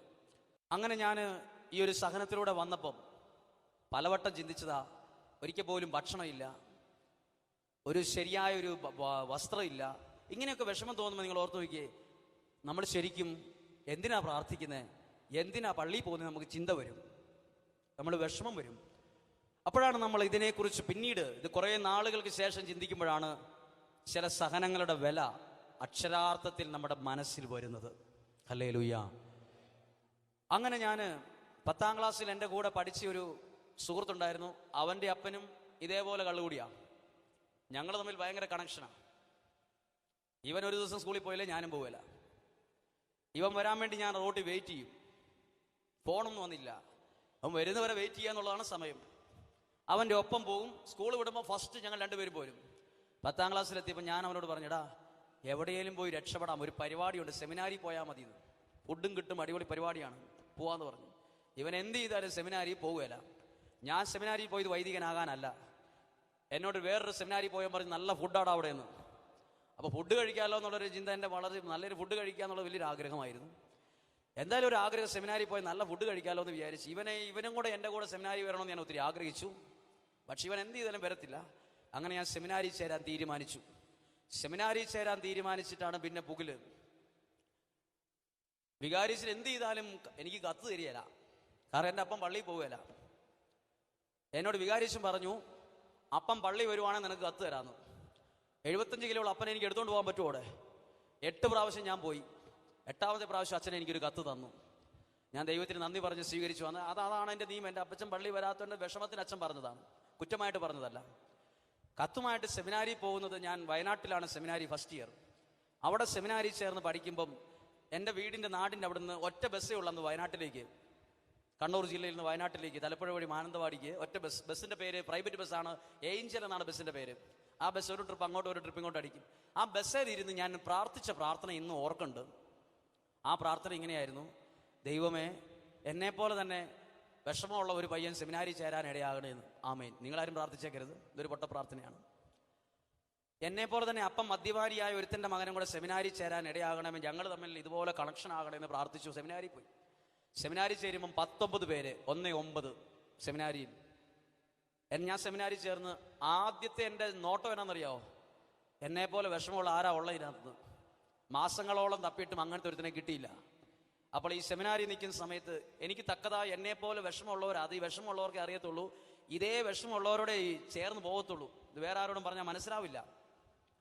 അപ്പോൾ ഈ വിഷമത്തോടെ സെമിനാരിയിൽ നിൽക്കുമ്പം കുറേ നേരം നോക്കി ആർക്ക് വിഷമമുള്ള 18 പേരും ഓൾറെഡി ഹാപ്പിയാണ്, വീട്ടിലൊക്കെ സന്തോഷമുള്ളവരുടെ വീടാണ്. അപ്പം എന്നെ ഈ സെമിനാരിയിൽ അത്താഴം കഴിഞ്ഞ് റിക്രിയേഷൻ എന്ന് പറഞ്ഞൊരു പരിപാടിയുണ്ട്, ഉല്ലാസം, ഒരു 1/4 മണിക്കൂർ വർത്താനം പറയുക. അപ്പം ഞാൻ ഈ വെളിച്ചത്ത് നിന്ന് എനിക്ക് വലിയ പരിചയമൊന്നുമില്ല. എൻ്റെ വീട്ടിൽ ഞാൻ 10ാം ക്ലാസ് വരെ പഠിച്ച സമയത്ത് സന്ധ്യ ആകുമ്പോഴേ അപ്പച്ച മദ്യപിച്ചാൽ വരുന്നെങ്കിൽ അന്ന് കറണ്ടില്ല, വിളക്കൂതി റബ്ബർ ചോട്ടിൽ പോയിരിക്കുക എന്നുള്ള പരിപാടി. അതുകൊണ്ട് വെളിച്ചത്ത് നിന്ന് പരിപാടി ഇല്ലാത്തതുകൊണ്ട് സെമിനാരിയിൽ ഞാൻ തക്കതായ ഒരു കൂട്ടുകാരനില്ലാത്തത് കൊണ്ട് എവിടെയെങ്കിലും ബാസ്കറ്റ് ബോൾ കോർട്ടിൻ്റെ ഏതെങ്കിലും സൈഡിൽ മൂലയിൽ ഇരുട്ടത്താ പോയി നിൽക്കാറുള്ളത്. ആരും മിണ്ടാറില്ല. ഒരേ ക്ലാസ്സിലെ ലീഡറിൽ ഒരുത്തൻ ചെന്ന് റെക്ടറച്ചോട് പരാതി പറഞ്ഞു, ഒരു പാര വെച്ചു, ഞാൻ ഇരുട്ടത്താ നിൽക്കുന്നത്, അവൻ മിണ്ടിയായിരുന്നു. ഉടനെ റെക്ടറച്ച വിളിച്ചിട്ട് പറഞ്ഞു, ഇയാൾ എന്നാടാ കാട്ടുജാതിയാണോ എന്ന് ചോദിച്ചു. താൻ ഇനി മുതൽ ഈ വെളിച്ചത്ത് നിന്നോളോ എന്ന് പറഞ്ഞ് എന്നെ നിർബന്ധമായും വെളിച്ചത്ത് ട്യൂബ് ലൈറ്റിൻ്റെ ചോട്ടിൽ നിർത്തി. എന്നെ ഇവിടെ കണ്ടില്ലെങ്കിൽ അറിയിക്കണമെന്ന് വേറൊരുത്തിന് ഓർഡർ കൊടുത്തു. അങ്ങനെ നിർബന്ധിച്ചാണ് ഞാൻ ഈ വെളിച്ചത്തിൽ നിൽക്കാൻ പഠിച്ചത്. അങ്ങനെ നിന്ന് 1 വർഷം കഴിഞ്ഞു. ഞാൻ വിചാരിച്ചു എന്നെ സെമിനാരിയിൽ നിന്ന് പറഞ്ഞു വിടും. വലിയ ഉറപ്പായിട്ടും പറഞ്ഞു വിടാൻ 100 കാരണങ്ങളുള്ള സമയമാണെന്ന് ഓർക്കണം. 100 കാരണങ്ങൾ സുഖമായിട്ട് എഴുതി പറഞ്ഞു വിടാൻ പറ്റും. ഞാൻ എപ്പോഴും ഓർത്തു പറഞ്ഞു വിടുമെന്ന് വിചാരിച്ചു. പറഞ്ഞു വിടരുതെന്ന് എന്തോ കാരണത്താൽ ഞാൻ പ്രാർത്ഥിക്കുകയും ചെയ്തു. 2ാം വർഷം സെമിനാരി ചേർന്നു. 2ാം വർഷം സെമിനാരി ചേർന്ന് ഞാൻ പഠിക്കുമ്പം സെമിനാരിയിൽ പ്രത്യേകതയുണ്ട്. അവനവൻ്റെ പാൻസും ഷർട്ടും ഒക്കെ അവനവൻ തന്നെ അലക്കി തേച്ച് ഉപയോഗിക്കണം. ഞാൻ എൻ്റെ ഡ്രസ്സുകളെല്ലാം അലക്കിയിട്ട് വെയിലുള്ള സമയത്ത് ടെറസേൽ കെട്ടിയിരുന്ന ഒരു കയറുണ്ട്, പല കയറുകൾ കെട്ടിയിട്ടുണ്ട്. അതിലാണ് തുണി എളുപ്പത്തിൽ ഒടുങ്ങാൻ കൊണ്ട് ഇടാറുള്ളത്. അപ്പം സെമിനാരിയിൽ അലക്കിയിട്ട് ഈ തുണി കൊണ്ടുപോയി തുണി ഇങ്ങനെ വിരിച്ചിട്ടുകൊണ്ടിരിക്കുമ്പം ഞാൻ കാണുകയാണ് എൻ്റെ ഒരു കൂട്ടുകാരൻ താഴത്തെ ടോയ്ലറ്റിൻ്റെ പുറകിൽ നിന്ന് ഭയങ്കര കരയാണ് ആള്. എനിക്ക് ഭയങ്കര സന്തോഷമായി. ഒരാൾ കരയുന്നത് എനിക്ക് വലിയ ഇഷ്ടമാണ്. അപ്പം എന്നെ ഇവൻ കണ്ടിട്ടില്ല.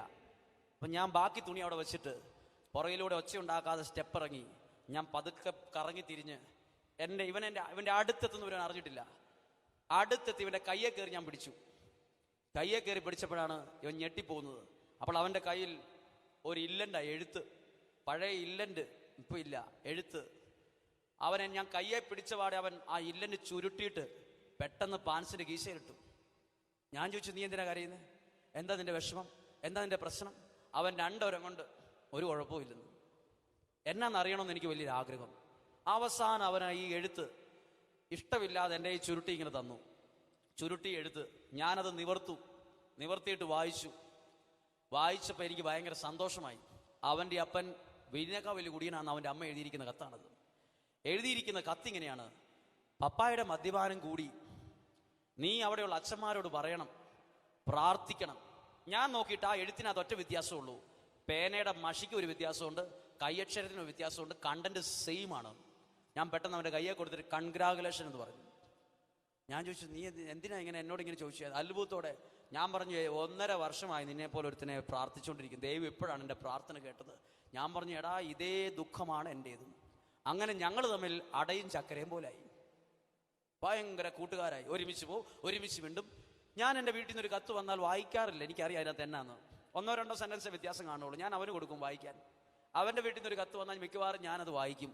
കണ്ടന്റ് എല്ലാം സെയിമാ. അങ്ങനെ ഈ സഹനം ഒരുമിച്ച് ഷെയർ ചെയ്യാൻ തുടങ്ങിയപ്പോൾ മനസ്സിൻ്റെ ഭാരമൊക്കെ കുറെ കുറഞ്ഞു, കുറേയൊക്കെ ഫ്രീ ആയി.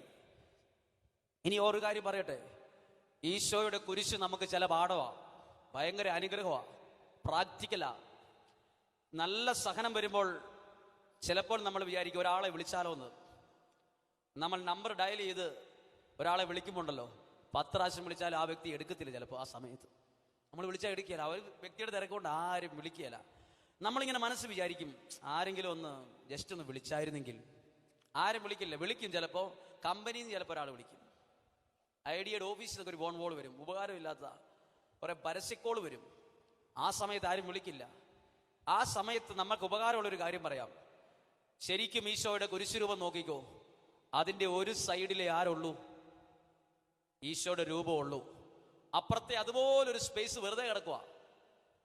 അതാർക്കുള്ളതാ? അത് സഹന സമയത്ത് നമുക്ക് ബുക്ക് ചെയ്യാനുള്ള സീറ്റാ.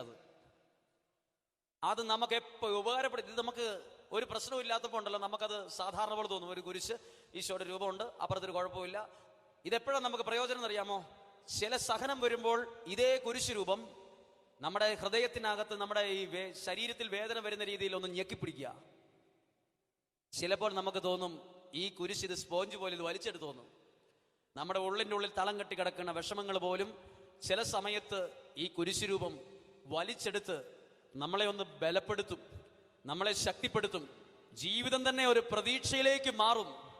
കുരിശ് എപ്പോഴും സങ്കടത്തിന്റെ കഥയല്ല പറയുന്നത്, അത് പ്രതീക്ഷയുടെ കാര്യം പറയുന്നതാ കുരിശ് എന്ന് പറഞ്ഞേ. ഹല്ലേലൂയ. ഒരവരെ സ്വരമുയർത്തി ഒരുക്കെ എന്ന് പറയാമോ? Hallelujah, hallelujah. സഹനത്തിന് ഭയങ്കര അർത്ഥവും ഭയങ്കര വിലയുണ്ട്. അങ്ങനെ ഞങ്ങൾ തമ്മിൽ വലിയ സുഹൃത്തുക്കളായി. സെമിനാരിയുടെ 3 വർഷം കഴിഞ്ഞു, 4ാമത്തെ വർഷത്തിലേക്ക് പോയി. ഞാൻ വിചാരിച്ചു എന്നെ ഔട്ടാക്കുമെന്ന് വിചാരിച്ചു. എന്നാലും എന്നെ 4ാം വർഷത്തിലേക്ക് കയറ്റി വിടുകയാണ്. ഞാൻ വളരെ പല കാര്യത്തിൽ എൻ്റെ വീട്ടിലെ വിഷമം കൊണ്ട് ഞാൻ വളരെ കാര്യത്തിൽ പുറകിലാണ്. 4ാമത്തെ വർഷം അവിടെ ചെല്ലുമ്പോൾ ആ വർഷം പ്രാർത്ഥനയുടെ ഒരു വർഷമാണ്. അപ്പോൾ അച്ഛൻ പറഞ്ഞിട്ടുണ്ട്, ഈ വർഷം പ്രാർത്ഥിച്ചൊക്കെ നോക്കുക, ദൈവത്തിൻ്റെ വിളിയുണ്ട്, പുരോഹിതനാകാൻ ആഗ്രഹമുണ്ട്, നിൽക്കുകയില്ലെങ്കിൽ വീട്ടിൽ പോവുക. ഇതാണ് 4ാമത്തെ വർഷത്തിൻ്റെ ഉദ്ദേശം. അങ്ങനെ ഞങ്ങൾ തമ്മിൽ 4ാമത്തെ വർഷം കയറി. അവിടെ ചെല്ലുമ്പോൾ അച്ഛൻ പറഞ്ഞു, ഇവിടെയുള്ള ടോയ്ലറ്റിൽ കുളിക്കണ്ട, ഇന്ന സ്ഥലത്തൂടെ പുഴ ഒഴുകുന്നുണ്ട്, പുഴയിൽ പോയി കുളിച്ചാൽ മതി എന്ന് പറഞ്ഞു. എനിക്ക് ഭയങ്കര സന്തോഷമായി. പുഴയിൽ കുളിക്കുക, ചാടി കുളിക്കുക നല്ല സന്തോഷമുള്ള ഒരു കാര്യമായിട്ട് സ്വീകരിച്ചു. അങ്ങനെ എൻ്റെ കൂട്ടുകാരന് വെച്ചാൽ നീന്തലൊക്കെ അറിയാം. ഞങ്ങൾ പുഴയിൽ കുളിച്ചു, ചാടി കുളിക്കും, എല്ലാം ചെയ്യും, നീന്തിയൊക്കെ കുളിക്കും. അങ്ങനെ അവിടെ വന്നപ്പോൾ കപ്പൂച്ചി സഭയിലെ ഒരു അച്ഛൻ ധ്യാനിപ്പിക്കാൻ വന്നു. അപ്പോൾ റെക്ടർ അച്ഛൻ അവിടെ ഒരു നിർദ്ദേശം തരികയാണ്, ധ്യാനമായോണ്ട് ഒരാഴ്ചത്തേക്ക് ആരും പുഴയിൽ പോയി കുളിക്കണ്ട. അപ്പോൾ എൻ്റെ ഒരു കൂട്ടുകാരൻ എന്നോട് പറഞ്ഞു, ഒരു കോപ്പിലെ ധ്യാനം വന്നിരിക്കുവാടാ ഇവിടെ. നമ്മൾ ചിലരും ധ്യാനമാണെന്ന് പറയുമ്പോൾ പറയുന്നൊരു വാക്കാണ്, ഒരു കോപ്പിലെ ധ്യാനം വന്നിരിക്കുന്നു ഇവിടെ. ഈ കോപ്പിലെ ധ്യാനത്തെക്കുറിച്ച് നിങ്ങൾ കേട്ടിട്ടുള്ള ഒരു തമാശയുണ്ട്. പോപ്പുലർ മിഷൻ ധ്യാനം ഉണ്ടെന്ന് വികാരിച്ച് വിളിച്ച് പറഞ്ഞപ്പോൾ അമ്മച്ചി കേട്ടത് കോപ്പിലെ ധ്യാനം ഉണ്ടെന്നാണ്. അമ്മച്ചി നാട്ടിൽ മുഴുവൻ പറഞ്ഞു, എടീ ഈ പ്രാവശ്യത്തെ ധ്യാനം കോപ്പിലെ ധ്യാനമാണ്. അതുപോലെ പറഞ്ഞു, എടീ ഒരു കോപ്പിലെ ധ്യാനം വന്നിട്ടുണ്ടെന്ന്. അല്ല, ഇവൻ പറഞ്ഞു കോപ്പിലെ ധ്യാനം. എടാ, പുഴയിലെയുള്ള കുളിയും നിർത്തി ധ്യാനമാണെന്നോർത്ത് പുഴയെ കുളിക്കുന്നതിന് എന്നാ കാര്യം? അത് നിശബ്ദത പാലിക്കാൻ വേണ്ടി ഒരു ഓർഡർ ഇട്ടതാണ്.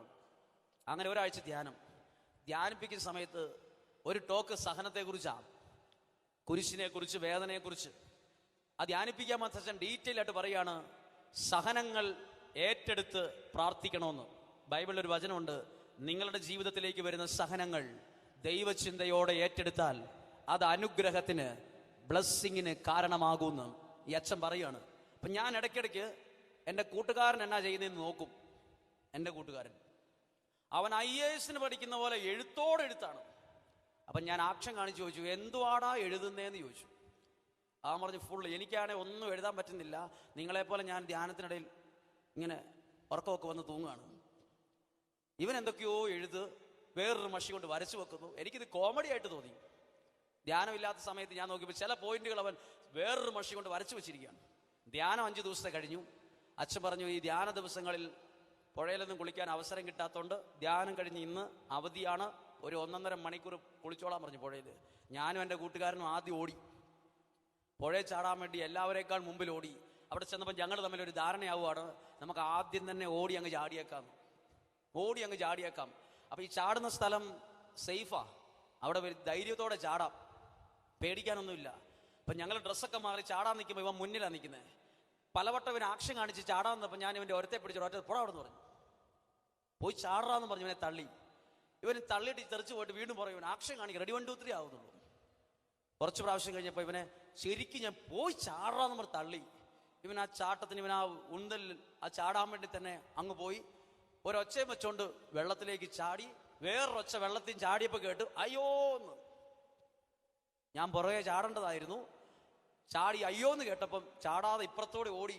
ഞാൻ എല്ലാവരെയും വിളിച്ചു, എന്തോ ഇവന് പറ്റിയെന്ന് എനിക്ക് മനസ്സിലായി. ഒച്ചയെന്ന് മനസ്സിലായി, എന്തോ കാര്യമായിട്ട് പറ്റി.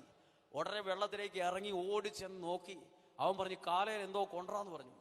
ഇവരെ വെള്ളത്തിൽ നിന്ന് ഞങ്ങളെല്ലാവരും കൂടി എടുത്ത് കരയ്ക്ക് കയറ്റുമുണ്ട്.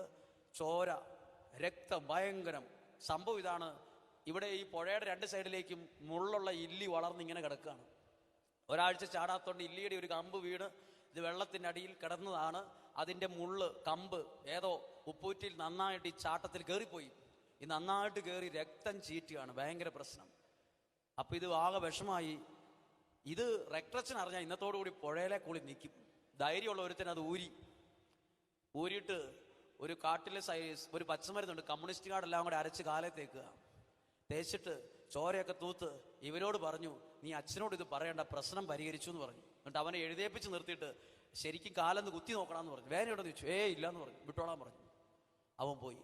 എല്ലാവരും ചാടി കുളിച്ചു. അന്ന് രാത്രിയിൽ ഇവൻ ഉറങ്ങിയില്ല. ഇത് കുറച്ച് കഴിഞ്ഞ് രാത്രി ആ വേദന ഇളകി. ഈ രാത്രി എല്ലാവരും ഉറങ്ങി, ഇവൻ ഉറങ്ങിയില്ല. പിറ്റേ ദിവസം ചോദിച്ചു, എങ്ങനെയുണ്ടാ കാല് നോക്കിയപ്പോൾ അവൻ കാല് പാൻസിച്ചിട്ട് ഉയർത്തിയിട്ട് കാണിച്ചു തരികയാണ്. ഉപ്പൂറ്റി ഭാഗം അതിൻ്റെ മുകളിലേക്ക് നീര് കയറിയിട്ട് നീല നിറത്തിൽ കാല്, ചോര ചത്തിട്ട്. ഇതാകെ പ്രശ്നമാകും. അതുകൊണ്ട് പാൻസ് നന്നായിട്ട് ഇറക്കി വെച്ച് റെക്ടറച്ചൻ കാണാതെ പകല് മുഴുവൻ അഡ്ജസ്റ്റ് ചെയ്ത് നടന്നു. വീണ്ടും അടുത്ത രാത്രി, രണ്ടാമത്തെ രാത്രി എല്ലാവരും കിടന്നുറങ്ങി.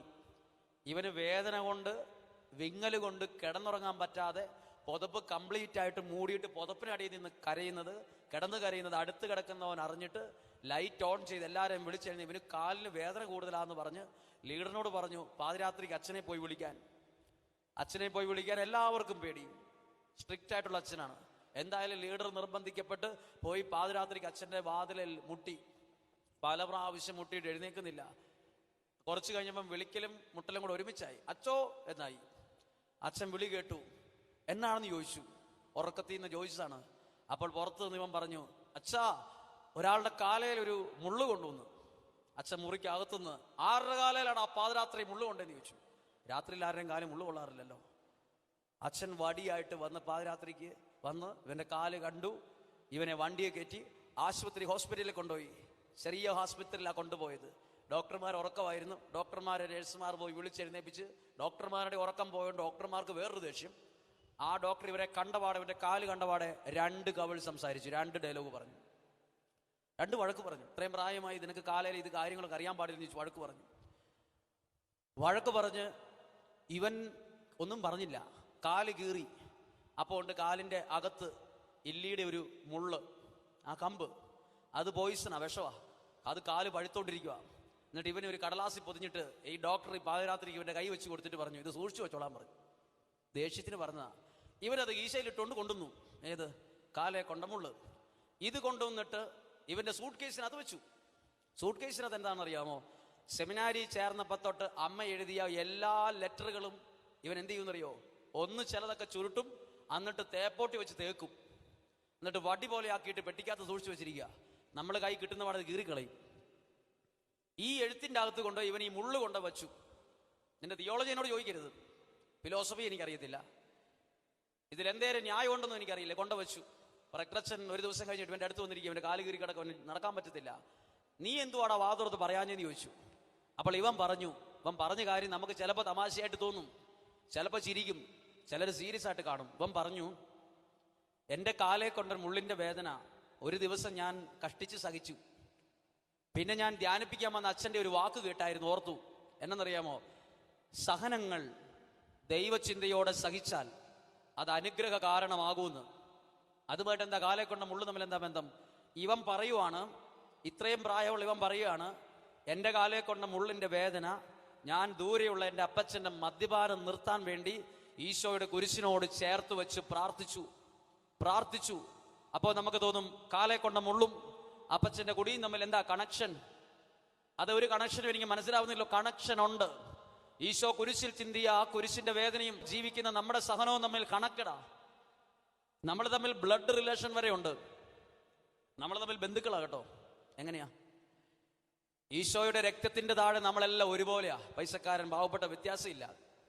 ആ ബ്ലഡിൽ നമ്മൾ വളരെ കണക്റ്റഡാ. ശരിക്കും പറഞ്ഞാൽ നമ്മളെല്ലാം ഒരു ഫാമിലിയാ. നമ്മൾ തമ്മിൽ ബ്ലഡ് റിലേഷൻ ഉണ്ട്. ആ ബ്ലഡാണ് ഈശോയുടെ രക്തത്തിന്റെ ബന്ധം. പറഞ്ഞേ ഹല്ലേലൂയ. നമ്മൾ പ്രാർത്ഥിക്കുമ്പോൾ പല വീട്ടിൽ നിന്ന് പല സ്ഥലത്ത് ഒരു സ്ഥലത്ത് വന്നതല്ല. ഇതൊരു ആത്മീയ കുടുംബം, സ്പിരിച്വൽ ഫാമിലി എന്ന് പറയും. ആത്മീയ കുടുംബമാ. കുടുംബത്തിലെ ആൾക്കാരാണ് അവിടെ ഇരിക്കുന്നത്. ഒരു വീട്ടിലുള്ളവരോടാണ് ഈ കാര്യങ്ങൾ പറയുന്നത്. ശരിക്കും ഒരു ഷെയറിങ് പോലെയാണ് ഇത്.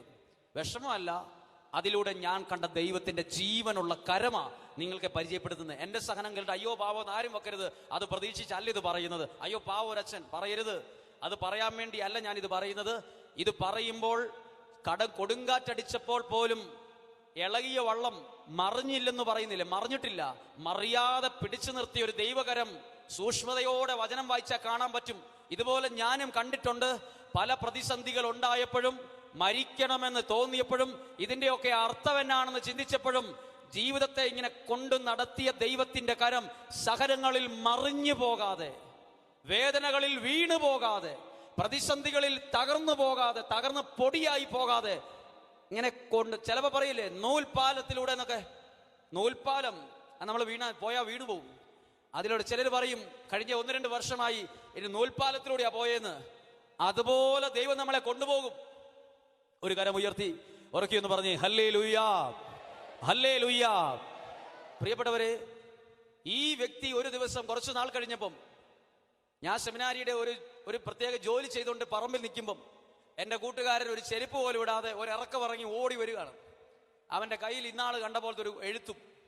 ഇവൻ ഓടി വരുന്നത് എൻ്റെ അടുത്തേക്ക് വരുമ്പോൾ ഞാൻ ചോദിച്ചു, എന്തുവാടാ ഭയങ്കര സന്തോഷമാണല്ലോ, ആള് ഹാപ്പിയാണല്ലോ എന്ന് ചോദിച്ചപ്പോൾ ഇവൻ പറയാണ്, ഈ എഴുത്ത് വായിച്ചു നോക്കാൻ അവൻ്റെ അമ്മ എഴുതിയിരിക്കുന്ന വേറൊരു കത്ത് റെക്ടറച്ചൻ കൊടുത്ത് വന്നിട്ട് അവൻ്റെ കയ്യിലോട്ട് കൈമാറിയപ്പോൾ അത് വായിച്ച് ഉടനെ ഓടി വരുന്ന ആ കത്ത് ഞാൻ വായിച്ചു നോക്കിയപ്പോൾ അവൻ്റെ അമ്മ ഇൻട്രൊഡക്ഷൻ കൂടാതെ എഴുതിയിരിക്കുകയാണ് ഒരു വാക്ക്, പപ്പായുടെ കുടി മാറിയെന്ന്.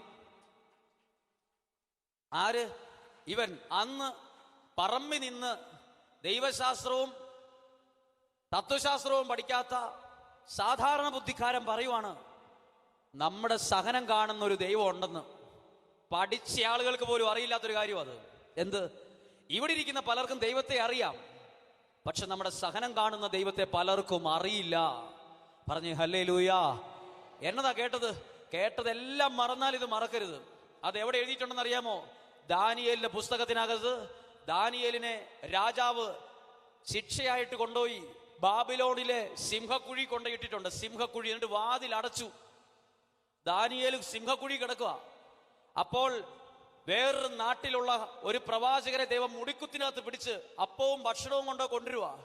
അപ്പോൾ ദൈവം ഈ പ്രവാചകനോട് പറഞ്ഞു, ഭക്ഷണം കൊടുക്കാൻ പറഞ്ഞപ്പം ഈ കുഴിയിലേക്ക് ഭക്ഷണം നീട്ടിക്കൊടുത്തപ്പം ദാനിയേല് ഭക്ഷണം ആർത്തിയോടെ ഭക്ഷിച്ചു എന്നല്ല എഴുതിയിരിക്കുന്നത്. ദാനിയേൽ ഉടനെ പറയുക, ഈ കുഴി കിടക്കുന്ന എന്നെ നീ ഓർത്തല്ലോന്ന് പറഞ്ഞു. ഹല്ലേലൂയാ.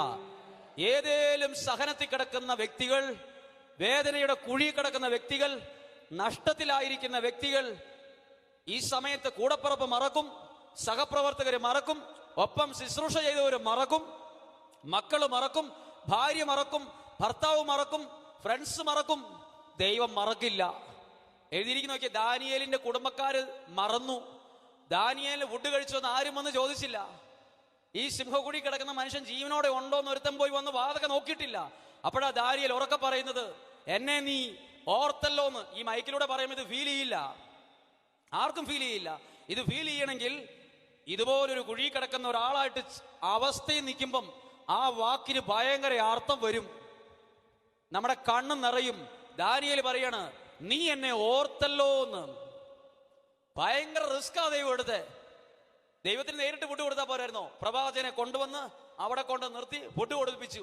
അന്നേരം ദൈവം പറയുക, ഞാൻ വിശന്നായിരിക്കുന്നെന്ന് വരെ ദൈവത്തിന് അറിയാലോ എന്ന്.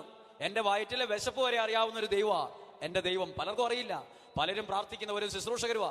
എന്റെ ദാനിയേലിന്റെ വിശപ്പറിഞ്ഞവനാ ദൈവം. വിശപ്പ് പോലും അറിയുന്ന ഒരു ദൈവത്തെ പലർക്കും അറിയില്ല എന്നുള്ളതാണ് പലരുടെയും പരാജയ കാരണം. പറഞ്ഞേ ഹല്ലേലൂയാ. ഒരു കരം ഉയർത്തി ഉറക്കെന്ന് പറഞ്ഞേ ഹല്ലേലൂയാ, ഹല്ലേലൂയാ. സഹനത്തിന് വിലയുണ്ട്, ഭയങ്കര വിലയുണ്ട്. ആ വില അറിഞ്ഞാൽ സഹിക്കുന്നത് ഭയങ്കര ഭാഗ്യമാണെന്ന് നമ്മൾ കരുതുന്നില്ല, ഏറ്റെടുക്കും.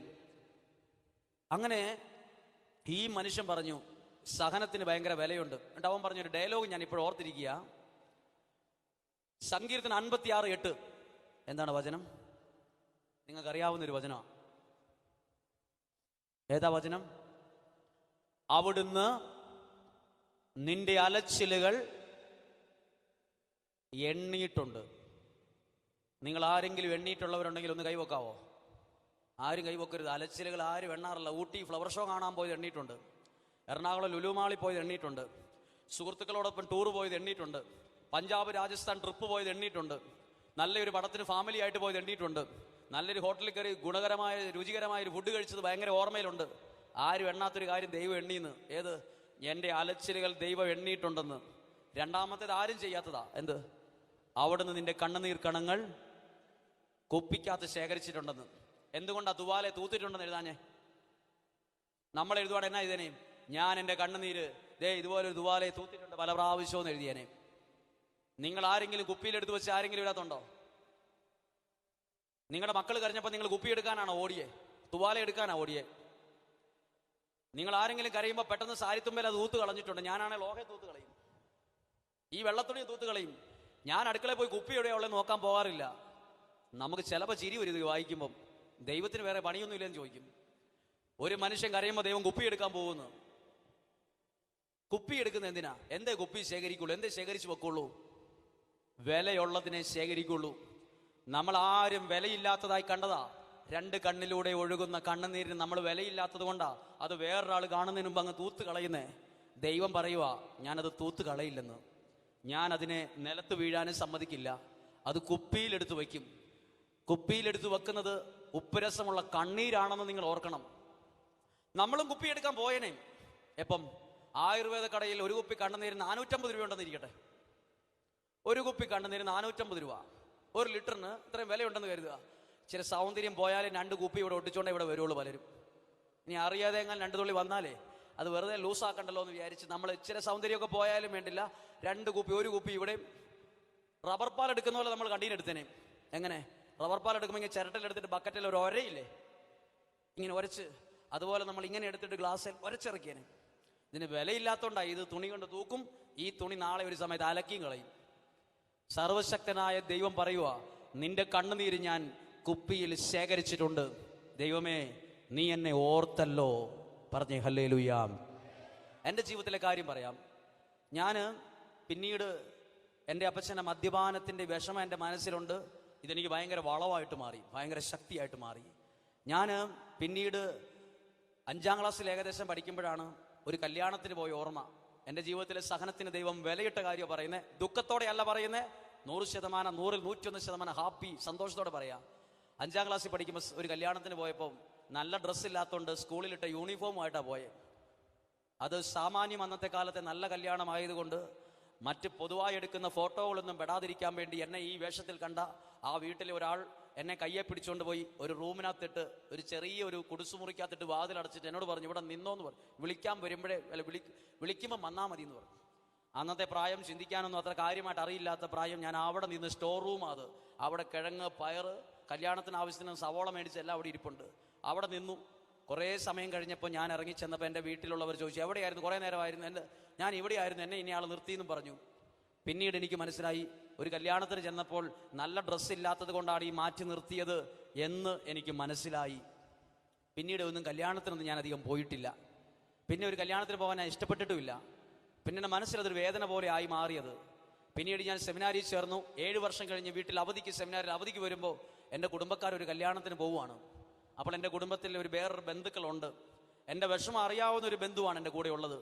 അപ്പോൾ എന്നോട് എൻ്റെ എല്ലാവരും പറഞ്ഞു, എന്നാൽ പെട്ടെന്ന് നമുക്കും ഒപ്പം കല്യാണത്തിന് പോയിട്ട് വരാം, ഒന്ന് പോകാം. അപ്പോൾ ഞാൻ പറഞ്ഞു, ഞാൻ വരുന്നില്ല എന്ന് മാത്രം പറഞ്ഞപ്പോൾ എന്നെ ഈ കല്യാണത്തിന് വിളിച്ചയാൾ ഞാൻ ഇരിക്കുന്ന കസേരയുടെ അടുത്ത് വന്നിട്ട് അവരുടെ ഒരു കരം എൻ്റെ തലയിലോട്ട് വെച്ചു.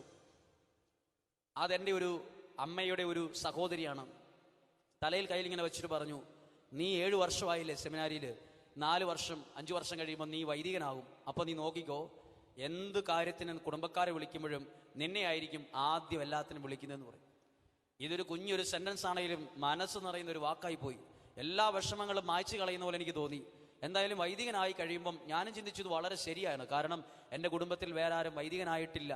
അതുകൊണ്ട് എന്ത് കാര്യത്തിൽ എന്നെ വിളിക്കുമെന്ന് ഈ സഹോദരി പറഞ്ഞ പ്രവചനം പോലെയാണല്ലോ എന്ന് ഞാൻ ചിന്തിച്ചു. അങ്ങനെ ഞാൻ വൈദികനായി വയനാട്ടിൽ ഒരു സ്ഥലത്ത് അപ്പോയിൻമെൻറ്റ് എനിക്ക് കിട്ടി. ധ്യാന കേന്ദ്രത്തിലേക്കൊന്നുമല്ല എനിക്ക് അപ്പോയിൻമെൻറ്റ് ലഭിച്ചത്. ഞാനിപ്പോൾ ആയിരിക്കുന്ന സ്ഥലം ഇപ്പോൾ ധ്യാനകേന്ദ്രമാണ്. അന്ന് ധ്യാനകേന്ദ്രം അല്ലായിരുന്നു 6 വർഷങ്ങൾക്ക് മുമ്പ്. ഞാൻ അവിടെ ചെന്നപ്പോൾ ഇടയ്ക്കിടയ്ക്ക് എൻ്റെ വീട്ടിലേക്ക് ഞാൻ ഫോൺ ചെയ്യുമ്പോൾ ചോദിക്കുന്ന ഒരു സെൻറ്റൻസ് ആണ്, കല്യാണം എല്ലാവരുടെ ആയിട്ടുണ്ടോ എന്ന്. കുറേ പ്രാവശ്യം ചോദിച്ചപ്പോൾ എൻ്റെ അമ്മ തിരിച്ച് മറുപടി പറഞ്ഞു, ദേഷ്യത്തോടെ പറഞ്ഞു, കല്യാണം ആകുമ്പോൾ അങ്ങോട്ട് പറയൂന്ന് പറഞ്ഞു. പിന്നെ അത് ചോദിക്കാൻ പേടിയായിട്ട് മിണ്ടിയില്ല. പിന്നെ ഒരു പ്രാവശ്യം എന്നെ വിളിച്ചപ്പോൾ പറഞ്ഞു, കല്യാണമാണ്, നിന്നെ ചിലപ്പം വിളിക്കുമായിരിക്കുന്നു. ഞാൻ ചോദിച്ചു, പിന്നെ അഡ്ജക്റ്റീവ് ആണല്ലോ അമ്മ, എന്താണ് ചിലപ്പം? വിളിക്കുകയല്ലേ? ആ വിളിക്കുമായിരിക്കും എന്ന് പറഞ്ഞു. എന്തായാലും എന്നെ കല്യാണത്തിന് വിളിച്ചു. ആ അമ്മച്ച, ആ സഹോദരി പറഞ്ഞ പോലത്തെ ഒരു വിളിയാണ് വിളിച്ചതും. ഒരു കുടുംബത്തിലെ ഒരു കല്യാണം, വലിയൊരു കല്യാണമാണ്. വിളിച്ചത് ആ വീട്ടിലെ സഹോദരൻ വിളിച്ചിട്ട് പറഞ്ഞു, കല്യാണമാണ്, അറിഞ്ഞു കാണുമല്ലോ, തലേ ദിവസമേ വരണം, കുർബാന ചെല്ലണം, പ്രസംഗം പറയണം. അതെനിക്ക് ഭയങ്കര സന്തോഷമായി. അന്ന് തന്നെ ഒരു ലോഹ സ്റ്റിഫാൻ ഷൈൻ മുക്കി വെച്ചു, പാൻസ് വലക്കി വെച്ചു. ഇന്നാൾ വെള്ള നീലയിട്ട് പോയപ്പോൾ സ്റ്റോർ റൂമിലാണ് പോയി നിന്ന്. ഇനി പോകുമ്പം വൃത്തിയായ ഒരു സ്ഥലത്ത് വൃത്തിയായിട്ട് പോകണമെന്ന് ആഗ്രഹിച്ച് നല്ല സ്റ്റാൻഡേർഡായിട്ട് പോകാൻ തീരുമാനിച്ചു. അങ്ങനെ ഞാൻ എൻ്റെ അച്ഛന്മാരോട് അവിടെയുള്ളവർ പറഞ്ഞു, ഞാൻ കല്യാണത്തിന് പോകും, 2 ദിവസം കഴിഞ്ഞേ വരുള്ളൂ എന്ന് പറഞ്ഞ് ഞാൻ നേരത്തെ പോയി അടിഞ്ഞൊരുങ്ങിപ്പോയി. സന്ധ്യയായപ്പോൾ ഈ കല്യാണ വീട്ടിലെത്തി. ഞാൻ വളരെ സന്തോഷത്തോടും പ്രതീക്ഷയോടും കൂടിയാണ് ആ വീട്ടിൽ ചെല്ലുന്നത്. അവിടെ ചെല്ലുമ്പോൾ ഞാൻ വിചാരിച്ച പോലൊന്നും എനിക്ക് കാര്യങ്ങൾ ലഭിച്ചില്ല. അവിടെ ചെല്ലുമ്പം എന്നെ ആരും മൈൻഡ് ചെയ്യുന്നില്ല, ആരും വിളിക്കുന്നുമില്ല. ഒന്നിനും ഞാൻ വിചാരിച്ച പോലൊന്നും അല്ല ലഭിക്കുന്നത്. എൻ്റെ കുഴപ്പം കൊണ്ടാണ്, എൻ്റെ കുറവ് കൊണ്ട് തന്നെയാണ്. എനിക്കത് പെട്ടെന്ന് വല്ലാണ്ട് ഫീൽ ചെയ്തു.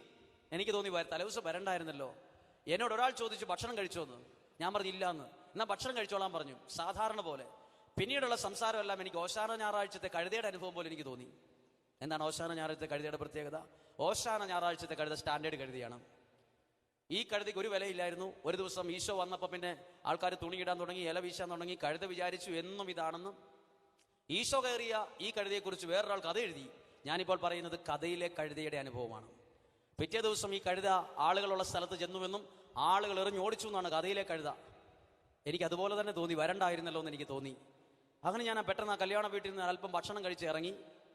ഞാൻ എൻ്റെ വീട്ടിൽ ചെന്നപ്പോൾ എൻ്റെ വീട്ടിലുള്ള ഒരാൾ എന്നോട് ചോദിച്ചു, എന്താ ടെൻഷൻ?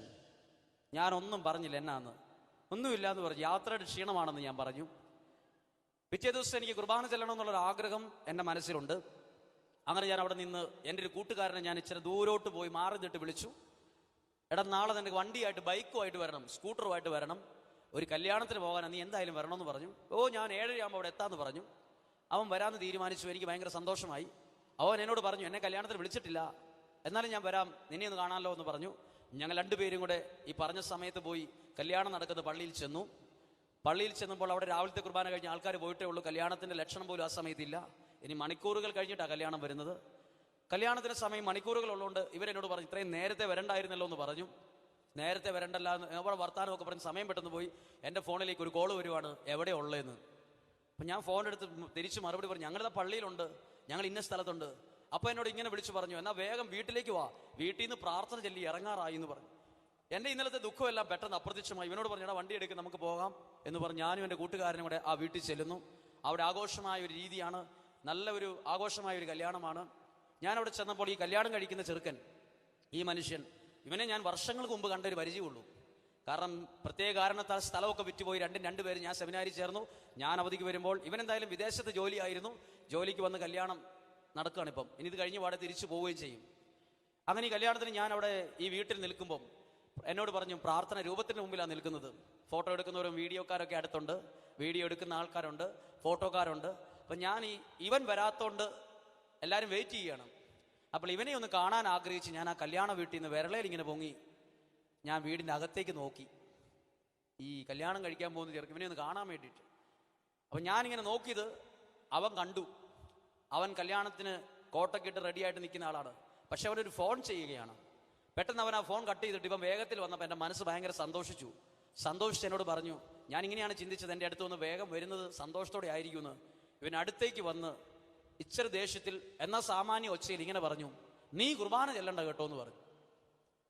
നീ കുർബാന ഇത് ഞാൻ പ്രതീക്ഷിക്കാത്തൊരു ഡയലോഗ്, ഒരു അടി കിട്ടിയ പോലെ എനിക്ക് തോന്നി. ഇതിലെന്തേരെ വേദനയുണ്ടെന്ന് നിങ്ങൾക്ക് അറിയില്ലായിരിക്കും. ഇതിലെന്തേരെ വേദനയുണ്ടെന്ന് മുറ്റത്തൊരു കല്ലെടുത്ത് ഒറ്റ ഇടി ഇവിടെ ഇടിക്കണം. എന്തേരെ വേദനയുണ്ടോ അതിനേക്കാൾ വലിയ വേദന നമുക്ക് ഇടിക്കാതെ തന്നെ ഫീൽ ചെയ്തു. അപ്പം എൻ്റെ കൂട്ടുകാരൻ അത്ഭുതത്തോടെ എൻ്റെ കയ്യെ പിടിച്ചു, എൻ്റെ പുറത്ത് തൊട്ടു. എനിക്ക് തൊട്ടപ്പോഴേ എനിക്ക് ബാക്കി കാര്യങ്ങൾ വായിച്ചു. ഇവൻ എന്നോട് പറഞ്ഞു, 2 കാര്യങ്ങളാണ് പറഞ്ഞത്, നീ കുർബാന ചൊല്ലുകയും പ്രസംഗിക്കുകയും വേണ്ട എന്ന് പറഞ്ഞു. അത് ബന്ധം കൊണ്ടാണ് അത്രയും ഡയലോഗ് പറഞ്ഞത്. പെട്ടെന്നൊരു അസ്വസ്ഥത അവിടെ വന്നു. എന്നോട് പറഞ്ഞത് കുർബാന ചെല്ലണം, പ്രസംഗം പറയണമെന്ന് പറഞ്ഞ് ഞാൻ ചെല്ലുന്നു. എനിക്കൊരു ഭയങ്കര ഒരു വിഷമം. അപ്പോൾ ഉടനെ ഇവന്റെ സഹോദരങ്ങളും അപ്പനും ഓടി വന്നിട്ട് ഇവനെ വഴക്ക് പറയുവാണ് ഇവിടെ വെച്ച്. എന്ത്? അത് നീ തീരുമാനിക്കണ്ട, പള്ളിയിൽ ചെല്ലുമ്പോൾ അച്ഛന്മാർ തീരുമാനിക്കട്ടെ. അപ്പൊ ഇതെനിക്കിതൊന്നും മനസ്സിലാവുന്നില്ല. മനസ്സിലാകാത്തപ്പോൾ ഇതെല്ലാം പെട്ടെന്നിട്ട് എന്നോട് വീട്ടിലെ ഒരു ഉത്തരവാദിത്തപ്പെട്ട ആൾ പറയാ, നീ അങ്ങ് പ്രാർത്ഥിക്കാൻ. നിങ്ങൾ എന്നോട് ചോദിക്കരുത് ആ വീട്ടിൽ ഞാൻ എന്നാ പ്രാർത്ഥിച്ചെന്ന്. ഞാൻ കുറേ പ്രാവശ്യം അതൊന്ന് ആലോചിച്ച് നോക്കി, എന്നാ ഞാനന്ന് പ്രാർത്ഥിച്ചെന്ന്. ഇന്നും എനിക്കറിയാൻ പാടില്ല ആ കല്യാണ വീട്ടിൽ ഞാൻ എന്നാ പ്രാർത്ഥിച്ചത്. പ്രാർത്ഥനയാണോ എന്ന് പോലും എനിക്കറിയാൻ പാടില്ല. എന്തോ ഞാൻ ചൊല്ലിയിട്ടുണ്ടെന്ന് എനിക്കറിയാം. പ്രാർത്ഥന കഴിഞ്ഞ് പെട്ടെന്ന് പുറത്തിറങ്ങി ഇതേ ബൈക്കിൽ എന്നെ ഇവൻ കൊണ്ടുപോവാണ്. ഒരക്ഷരം ഇവൻ മിണ്ടിയില്ല. കൃത്യം കല്യാണം നടക്കുന്ന പള്ളിയിലേക്ക് കയറേണ്ട വഴിയുടെ അപ്പുറത്തേക്ക് കൊണ്ടുപോയി ബൈക്ക് നിർത്തിയിട്ട് ഇവൻ ബൈക്ക് ഓഫ് ആക്കിയിട്ട് റോഡിന്റെ സൈഡിൽ കൈ കെട്ടിയിരുന്നു, ബൈക്കേ തന്നെ. ഞാൻ ചോദിച്ചു പോകുന്നില്ലേ? അപ്പോൾ എന്നോട് അവൻ ചോദിച്ചു മുകളിലേക്ക് പോകണോ വീട്ടിലേക്ക് പോകണോ എന്ന്. ഞാൻ പറഞ്ഞു 33 വയസ്സേ ആയിട്ടുള്ളൂ, മുകളിലേക്ക് പോകാൻ പ്രായമായിട്ടില്ല എന്ന് പറഞ്ഞു. മുകളിലേക്ക് പോകണേ 90 വയസ്സാകണം. ഇവൻ എന്നാ ഉദ്ദേശിച്ചറിയോ? കല്യാണത്തിന് പോകണോ വീട്ടിലേക്ക് പോകണോ എന്ന്. അപ്പം ഞാൻ അന്നേരം പറഞ്ഞു, എന്തായാലും വയനാട്ടിൽ നിന്ന് ഉടുത്തൊരുങ്ങി നല്ല കളറുള്ള ലോഹയൊക്കെ എടുത്തിട്ട് വന്നതാണ്, എന്തായാലും ഈ കല്യാണം കൂടിയിട്ടേ പോകുന്നുള്ളൂ, നീ എന്തായാലും വണ്ടി ഇച്ചിരി മാറ്റി വെച്ചോ, എന്തും സംഭവിക്കാം. പിന്നെ രണ്ടും കെട്ടൊരു രീതിയാണ്, രണ്ടും കൽപ്പിച്ചുള്ളൊരു പോക്കാണ് ഇനി. അവിടെ ചെല്ലുമ്പോൾ അല്പം അധികം വൈദികരുണ്ട്. സംഭവം ഇങ്ങനെയാണ്, ഇവൻ വിദേശ രാജ്യത്തായതുകൊണ്ട് ഇവന്റെ പല കൂട്ടുകാർക്കും കല്യാണത്തിന് പങ്കെടുക്കാൻ പറ്റാത്തത് കൊണ്ടും ഇവൻ അവിടുന്ന് വരുന്നതിന് മുമ്പ് തന്നെ നല്ല പാട്ടുകാരനായ ഒരു അച്ഛനെ കൊണ്ട് കുർബാന ചെല്ലാൻ ഓൾറെഡി ബുക്ക് ചെയ്തു. പിന്നെ രണ്ടാമത്തെ ഒരു പ്രസംഗം പറയാൻ വേറൊരു അച്ഛനെ ബുക്ക് ചെയ്തു. ഇതെല്ലാം ഓൾറെഡി ബുക്ക് ചെയ്തതാ. അപ്പോഴാണ് എന്നോട് ഇതറിയാതെ സഹോദരൻ വിളിച്ച് പറയുന്നത് എന്നോട് കുർബാന ചെല്ലണമെന്ന്. അങ്ങനെ ഇത് തമ്മിൽ ക്ലാഷ് ആയതാണ്. ഇവനൊരു പേടി, ഞാൻ കുർബാന ചെല്ലി കുളവായ കഴിഞ്ഞാൽ CD വരുമ്പോൾ ഇത് വീഡിയോ ഒക്കെ വരുമ്പോൾ ശരിയാവില്ല. അവൻ്റെ കൂട്ടുകാർ ബബ്ബ വെച്ചുള്ള പ്രസംഗം ശരിയാവത്തില്ലാത്തതുകൊണ്ട് അവൻ സത്യസന്ധമായിട്ട് പറഞ്ഞു. എൻ്റെ സത്യമായ അവസ്ഥ അറിഞ്ഞുകൊണ്ടാവൻ പറഞ്ഞ് നീ പാടണ്ട, നീ കുർബാന ചെല്ലണമെന്ന്. എൻ്റെ അന്നത്തെ അവസ്ഥ വെച്ച് അവൻ പറഞ്ഞതാണ്, എക്സ്ട്രാ ഓർഡിനറി ഒന്നുമില്ല. അപ്പോൾ എനിക്കിത് ഭയങ്കര വിഷമമായി പോയത് വേറൊരു സത്യം. കുർബാന കഴിഞ്ഞു, സൈഡിൽ നിന്ന് കുർബാന കൂടി, ഒരു പ്രാർത്ഥന കുർബാനയെ ചൊല്ലി. ഞാൻ ഇത്രേ പ്രാർത്ഥിച്ചിട്ടുള്ളൂ, ഈ കുർബാന പെട്ടെന്നൊന്ന് തീർന്നായിരുന്നെങ്കിൽ, ഇത് തീർന്നു കിട്ടിയായിരുന്നെങ്കിൽ. അങ്ങനെ മുള്ളേ നിന്ന് കുർബാന തീർന്ന് ഈ ഇട്ട കാപ്പ അഴിച്ചു വെക്കുമല്ല, വലിച്ചൂരി. ഞാൻ അവിടെ അൾത്താരയിലല്ല, ഇറങ്ങി പാടി എല്ലാ അച്ഛന്മാരും വരുന്നതിന് മുമ്പ് എനിക്ക് എന്തോ ഒരു അസ്വസ്ഥത ഉള്ളതുപോലെ ഞാൻ പെട്ടെന്ന്, എനിക്ക് താങ്ങാൻ പറ്റാത്തതിന് അപ്പുറത്ത് വിഷമമായി, നിന്നാൽ ശരിയാവില്ല എന്ന് വിചാരിച്ച് പെട്ടെന്ന് ഇവനെ ഞാൻ മുറ്റത്തിറങ്ങി ഫോൺ വിളിച്ച് ഇവന്റെ ബൈക്കിൽ കയറി ഞാൻ വേറെ സ്ഥലത്തെത്തി. എന്നിട്ട് ഇവനോട് ഞാൻ പറഞ്ഞു, മാനന്തവാടിക്ക് പോകുന്ന ബസ് കിട്ടുന്ന ഒരു സ്ഥലത്ത് നീ എന്നെ നിർത്തിത്താ. ഞങ്ങൾ തമ്മിൽ അധികം സംസാരം ഇല്ലായിരുന്നു. പിന്നീട് ഒരു ഹോട്ടലിൽ കയറി ഭക്ഷണം കഴിക്കാൻ വേണ്ടി ഇരുന്നപ്പം ഞാൻ ഇവൻ്റെ കയ്യെ തൊട്ടിട്ട് പറഞ്ഞു, ഞാൻ ഭക്ഷണം കഴിക്കാതെയാ വന്നേ, ഈ വിഷമം നീ ആയിട്ട് വീട്ടിൽ പോലും അമ്മയോട് പോലും പറയരുത്, ഇത് നമ്മൾ തമ്മിൽ തീർന്നു, ഞാനിത് ആരോടും പറയില്ല, ഇത് ഞങ്ങൾ തമ്മിൽ തീർക്കണം, ഇതാരും ഇനി അറിയാൻ പാടില്ല, ഞാൻ ഭക്ഷണം കഴിച്ചിട്ടാണോ കഴിക്കാതെയാണോ പോയതൊന്നും ആരും അറിയരുത്. മാനന്തവാടി ബസ്സേ കയറി മാനന്തവാടി വരാൻ ഏകദേശം 2.5 മണിക്കൂർ എടുത്തു. അത്രയും സമയം എൻ്റെ മനസ്സ് എങ്ങനെ സ്പീഡിൽ പോയി എന്ന് എനിക്കറിയാം. പെട്ടെന്ന് മാനന്തവാടി എത്തിയോലെ തോന്നി. ഈ സമയത്ത് എൻ്റെ മനസ്സിന്റെ ഭാരം ഞാൻ തൂക്കി നോക്കി. മനസ്സിന്റെ ഭാരം തൂക്കി നോക്കിയപ്പോൾ അത് ഏകദേശം 500 കിലോ ഉള്ള ഒരു അമ്മിക്കല്ല് അകത്തിരിക്കുന്ന പോലെ എനിക്കങ്ങ് ഫീൽ ചെയ്തു. എത്ര കിലോ? അത് നിങ്ങൾക്ക് പലർക്കും തോന്നും 500 കിലോയോളം 600 250 കിലോ അമ്മിക്കല്ല് ഇരിക്കുന്ന പലരും ഉണ്ട് ഇതിനകത്ത്. ചിരിക്കാൻ പറ്റില്ല. ശ്വാസം വിടുമ്പോൾ ചിലപ്പോൾ നമുക്കിങ്ങനെ ചങ്കത്തടിച്ച് നോക്കുമ്പോൾ എന്തോ ഒരു കട്ടി പോലെ തോന്നും, എൻ്റെ രോഗം വരുമെന്ന് തരം തോന്നും. അങ്ങനെ ഭയങ്കര കഷ്ടപ്പെട്ടു. തിരിച്ച് എന്ന പാടെ മുറ്റത്ത് ചെടി നനച്ചുകൊണ്ടിരിക്കുന്ന അച്ഛനോട് ചോദിച്ചു, കല്യാണത്തിന് പോയിട്ട് ഭയങ്കര മൂഡ് ഔട്ട് ആണല്ലോ എന്ന്. എനിക്ക് പറയാൻ പറ്റുമോ കല്യാണത്തിന് പോയിട്ട് അമ്മിക്കല്ല കിട്ടിയെന്ന്? യാത്രയുടെ ക്ഷീണമാണെന്ന് ഞാൻ പറഞ്ഞ് ഞാൻ കയറിപ്പോയി. പിന്നീട് ഞാൻ ഇതൊന്ന് ഡൈല്യൂട്ട് ആക്കാൻ കുറേ പരിശ്രമിച്ചിട്ട് എനിക്ക് പറ്റിയില്ല. അന്നേരം എനിക്ക് ഏക ആശ്രയമായത് ഈശോയുടെ കുരിശാണ്. ഏക ആശ്രയമായത്. അതാ പറഞ്ഞത്, ചില സമയത്ത് ചില ദുഃഖങ്ങൾ നമുക്ക് ആരോടും പറയാൻ പറ്റാത്തതാ. പറഞ്ഞാൽ തോന്നും ഒരു കല്യാണത്തിന്റെ കേസല്ലേ ഉള്ളൂ, ചെറുതല്ലേ എന്ന് ചോദിക്കും. ചിലതൊക്കെ നമ്മളെ തന്നെ മൂടുന്ന കുഴി കിടക്കുന്ന പോലെ തോന്നും, ഭയങ്കര ആഴമുള്ളതാ. ആ സമയത്ത് കുരിശു രൂപത്തിന് ഭയങ്കര ശക്തിയാണ്. അത് ഇത്രയും നാൾ ബേശലിരുന്നപ്പോൾ അതിന് ശക്തിയുള്ളതായിട്ട് എനിക്ക് തോന്നിയിട്ടില്ല. ഇത്രയും നാൾ അത് അവിടെ ഇരുന്നിട്ടും എനിക്കത് ഹൃദയത്തോട് ചേർത്ത് വെക്കാൻ തോന്നിയിട്ടില്ല. പക്ഷെ ഒരു സഹനം വന്നപ്പോൾ അത് ഹൃദയത്തോട് ചേർത്ത് വെച്ചപ്പം പകുതി ഭാരം കുരിശേറ്റെടുത്തായിട്ട് എനിക്കങ്ങ് ഫീൽ ചെയ്തു. എനിക്ക് കുറെ ആശ്വാസം അങ്ങനെ കിട്ടിയത്. പിന്നെ എനിക്ക് കുറെ പ്രാവശ്യം കുറെ തമാശ കേട്ടാൽ പോലും, ഒരു കോമഡി ഷോ TV കണ്ടാൽ പോലും എനിക്ക് ചിരി വരില്ലായിരുന്നു. ഞാനത് മാറാൻ വേണ്ടി ഇത് എന്ത് ചെയ്യണമെന്ന് ആലോചിച്ചിങ്ങനെ നടക്കുമ്പം ബൈബിളിലെ ചില വചനങ്ങൾ എന്നെ വല്ലാതെ എൻ്റെ മനസ്സിൽ വല്ലാണ്ട് കയറി ഇറങ്ങി വരും. ഏത് വചനം? അവിടെ നിന്ന് നിന്റെ കണ്ണുനീർ തുടച്ചു മാറ്റുന്നൊരു വചനമുണ്ട്. നിന്റെ കണ്ണുനീർ കടങ്ങൾ കുപ്പിയിൽ വെച്ചിരിക്കുന്ന ദൈവത്തെ ഞാൻ കാണും. ഇതെല്ലാം ഞാനിങ്ങനെ ഏറ്റെടുക്കുവാണ്. ഇനിയാണ് അത്ഭുതം എന്ന് പറയുന്ന കാര്യം നടക്കുന്നത്. അത്ഭുതം എന്ന് പറയുന്ന സഹനത്തിന് വിലയുണ്ടെന്ന് പറയാൻ പോവാണ് ഇനി. ഇതൊന്നും ആരെയും കുറ്റമായിട്ട് പറയുമല്ല കേട്ടോ. ഇവിടം വരെ വന്ന് ഞാനങ്ങനെ വിഷമിച്ചിരിക്കുമ്പം മംഗലാപുരം രൂപതാ സെമിനാരിയിൽ പഠിക്കുന്ന ഞങ്ങളുടെ സഭയിലെ ഒരു അച്ഛൻ, അന്ന് ഡീക്കൻ, പേര് ഫെബിൻ, എന്നെ വിളിക്കുന്നത്. എന്നെ വിളിക്കുവാണ്. എന്നെ ഇങ്ങനെയാ വിളിച്ചു പറഞ്ഞ്, അച്ഛൻ എവിടെയാ? ഞാൻ പറഞ്ഞ വയനാട്ടിൽ വടുവഞ്ചാലിൽ. എന്താണ് പ്രശ്നം? ഞാനൊരു പ്രാർത്ഥനാ സഹായം ചോദിച്ചു വിളിച്ചതാന്ന് പറഞ്ഞു. എന്തുവാടാ പ്രാർത്ഥനാ സഹായം? അതായത് അവന്റെ സെമിനാരി പഠിക്കുന്ന, മംഗലാപുരം രൂപതാ സെമിനാരി പഠിക്കുന്ന ഒരു തമിഴിന് തലേ മുടിയില്ലത്രേ. എനിക്ക് എന്നാ പ്രാർത്ഥനാ സഹായം എന്ന് കേൾക്കണം. മംഗലാപുരം രൂപതാ സെമിനാരി പഠിക്കുന്ന ഡീക്കിന് മുടിയില്ല, അച്ഛൻ പ്രാർത്ഥിക്കണം അവന്റെ തലേ മുടി വരാൻ. ഞാൻ പറഞ്ഞു, എനിക്ക് വേറെ കുറെ പണിയുണ്ടാവും എന്ന് പറഞ്ഞു. മുടി വരാൻ പ്രാർത്ഥിക്കേണ്ട ഞാനല്ലടാ, ഇന്ദുലേഖയാന്ന് പറഞ്ഞു. ആരാ ഇന്ദുലേഖ? നീ തമാശയായിട്ട്. ഞാൻ പറഞ്ഞു, എടാ ഈ മുടി വരാൻ ഞാനല്ല, ഇന്ദുലേഖയോട് പറയാൻ പറഞ്ഞു. തമാശയായിട്ടാ പറഞ്ഞ്. അപ്പൊ പറഞ്ഞു, ഇവൻ എന്നോട് പറഞ്ഞു, അച്ഛാ ഇവനെ നമ്മളെല്ലാം രാവിലെ എഴുന്നേറ്റ് തലമുടി കണ്ണാടി നോക്കിയിട്ട് ഇങ്ങനെ ചെയ്യില്ലേ, ഇവൻ എല്ലാവരും ചെയ്യാൻ പറ്റും, ചീപ്പ് വേണ്ട ഇവന്, തലയിലൊന്നുമില്ല. അപ്പൊ ഇവൻ കൈകൊണ്ട് ചെയ്യൂന്ന്, എന്നിട്ട് കണ്ണാടിയോട് പറയൂന്ന്, കുറച്ച് മുടി ഉണ്ടായിരുന്നെങ്കിൽ എന്ന്. ആരോട് പറയും? കണ്ണാടിയിൽ കാണുന്ന ഇവനോട് തന്നെ ഇവൻ പറയുക, ഇച്ചിരി മുടി ഉണ്ടായിരുന്നെങ്കിൽ എന്ന്. ഈ മുടിയുള്ളതിന്റെ വില അറിയണം. എന്നാ ചെയ്യണമെന്നറിയോ? എന്തറിയണം? മുടി ഇപ്പോൾ ഉള്ളതുകൊണ്ട് അതിന്റെ വില അറിയില്ല. മുടി ഇല്ലാത്ത ഒരാൾ ചോദിച്ചു മുടിയുള്ളവന്റെ വില ഭയങ്കര വിലയാ. തിരുവനന്തപുരം RCC പോയിട്ടേ ക്യാൻസർ ബാധിച്ച് 10-15 കീമോ ചെയ്ത് പലർക്കും മുടിയില്ല, പിരികരോമവും ഇല്ല. അവരുടെ മനസ്സിലൊരു വലിയ വേദനയാ, തലയിൽ മുടിയില്ല. അതുകൊണ്ട് വലിയൊരു കറുത്ത തുണിയൊക്കെ കെട്ടി നടക്കും. അവരോട് ചോദിക്കണം മുടിയുടെ വില. ഇപ്പം കുറച്ച് എണ്ണവേലും ഇത്രയും പറ്റിച്ചു വെക്കാനുള്ളതുകൊണ്ട് അതിന്റെ വില അറിയത്തില്ല. ഇത് ഭയങ്കര വിലയാ. അതാ ഈശോ പറഞ്ഞ, അത് എണ്ണീട്ടുണ്ടെന്ന് ഞാൻ. ഹല്ലേലൂയ. അപ്പൊ ഏത് പോട്ടെ.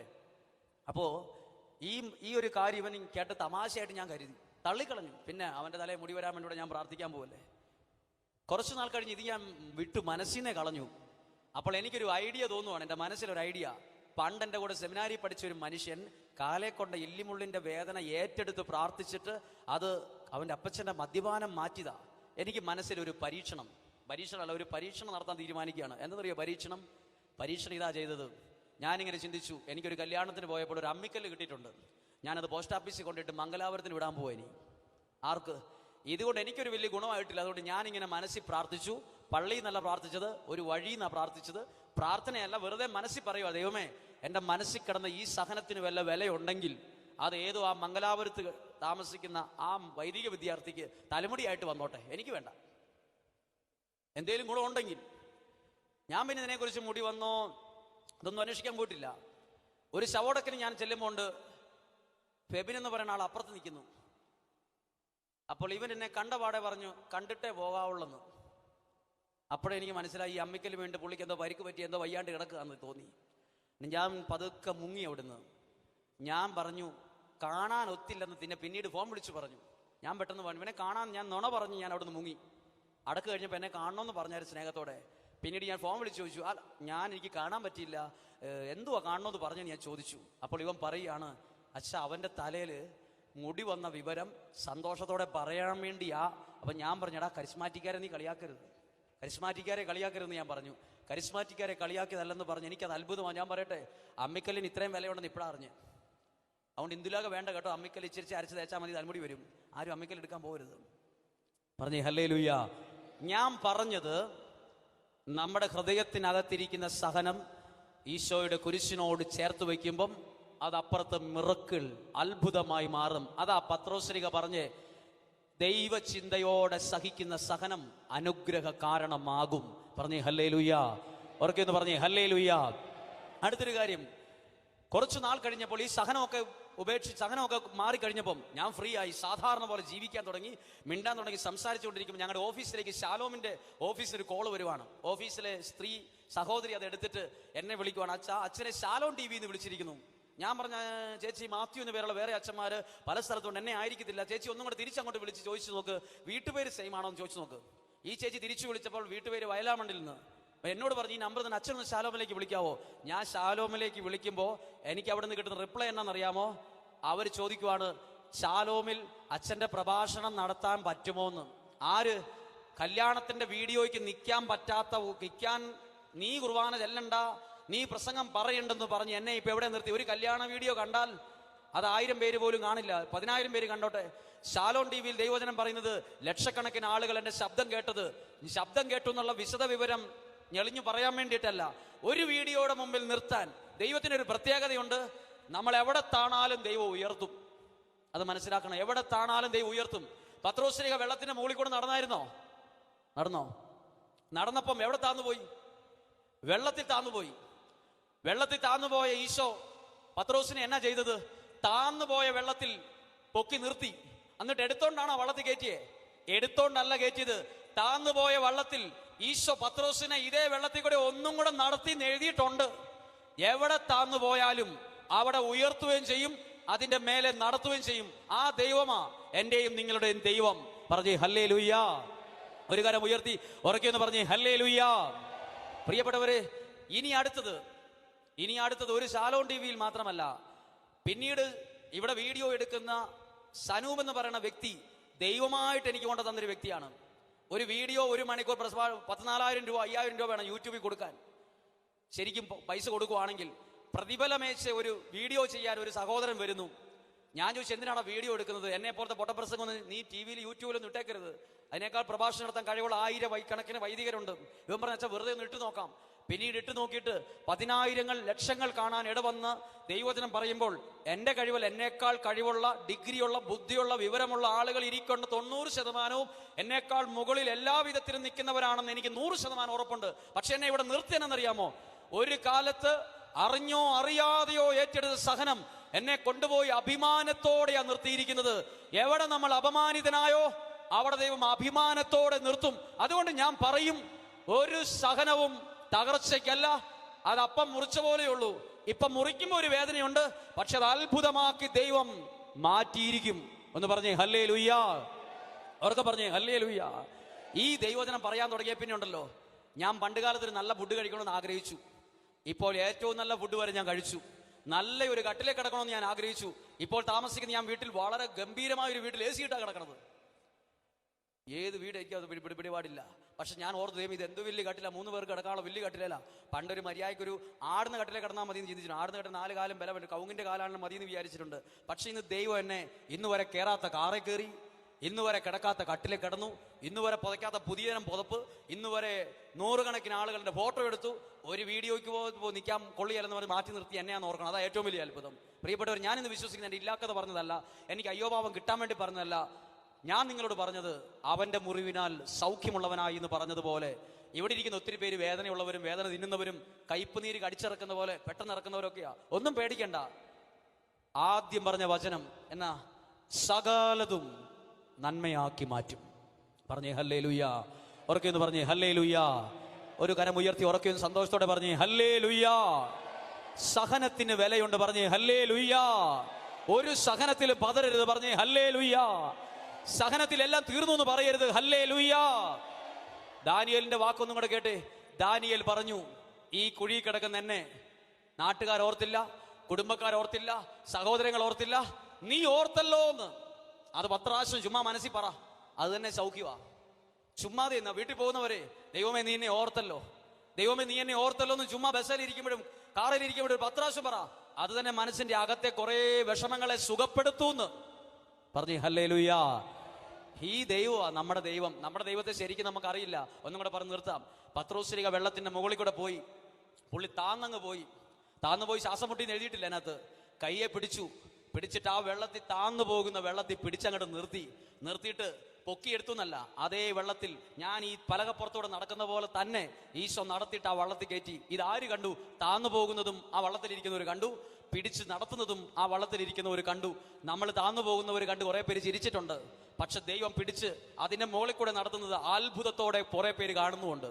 താന്നുപോയവരെ പിടിച്ച് നടത്തുന്ന ദൈവകരം ചിലപ്പോൾ വിശ്വാസം ഇല്ലാത്തവർ വരെ കണ്ട് അത്ഭുതപ്പെടും. പറഞ്ഞേ ഹല്ലേലൂയാ. ഒന്നും പേടിക്കരുത്. ദൈവം കൂടെ ഉണ്ടെങ്കിൽ ആര് പ്രതികൂലം? എന്റെ ദൈവം എനിക്ക് അനുകൂലമെങ്കിൽ ഞാൻ ഒന്നിനും ഭയപ്പെടണ്ട. പറഞ്ഞേ ഹല്ലേലൂയാ.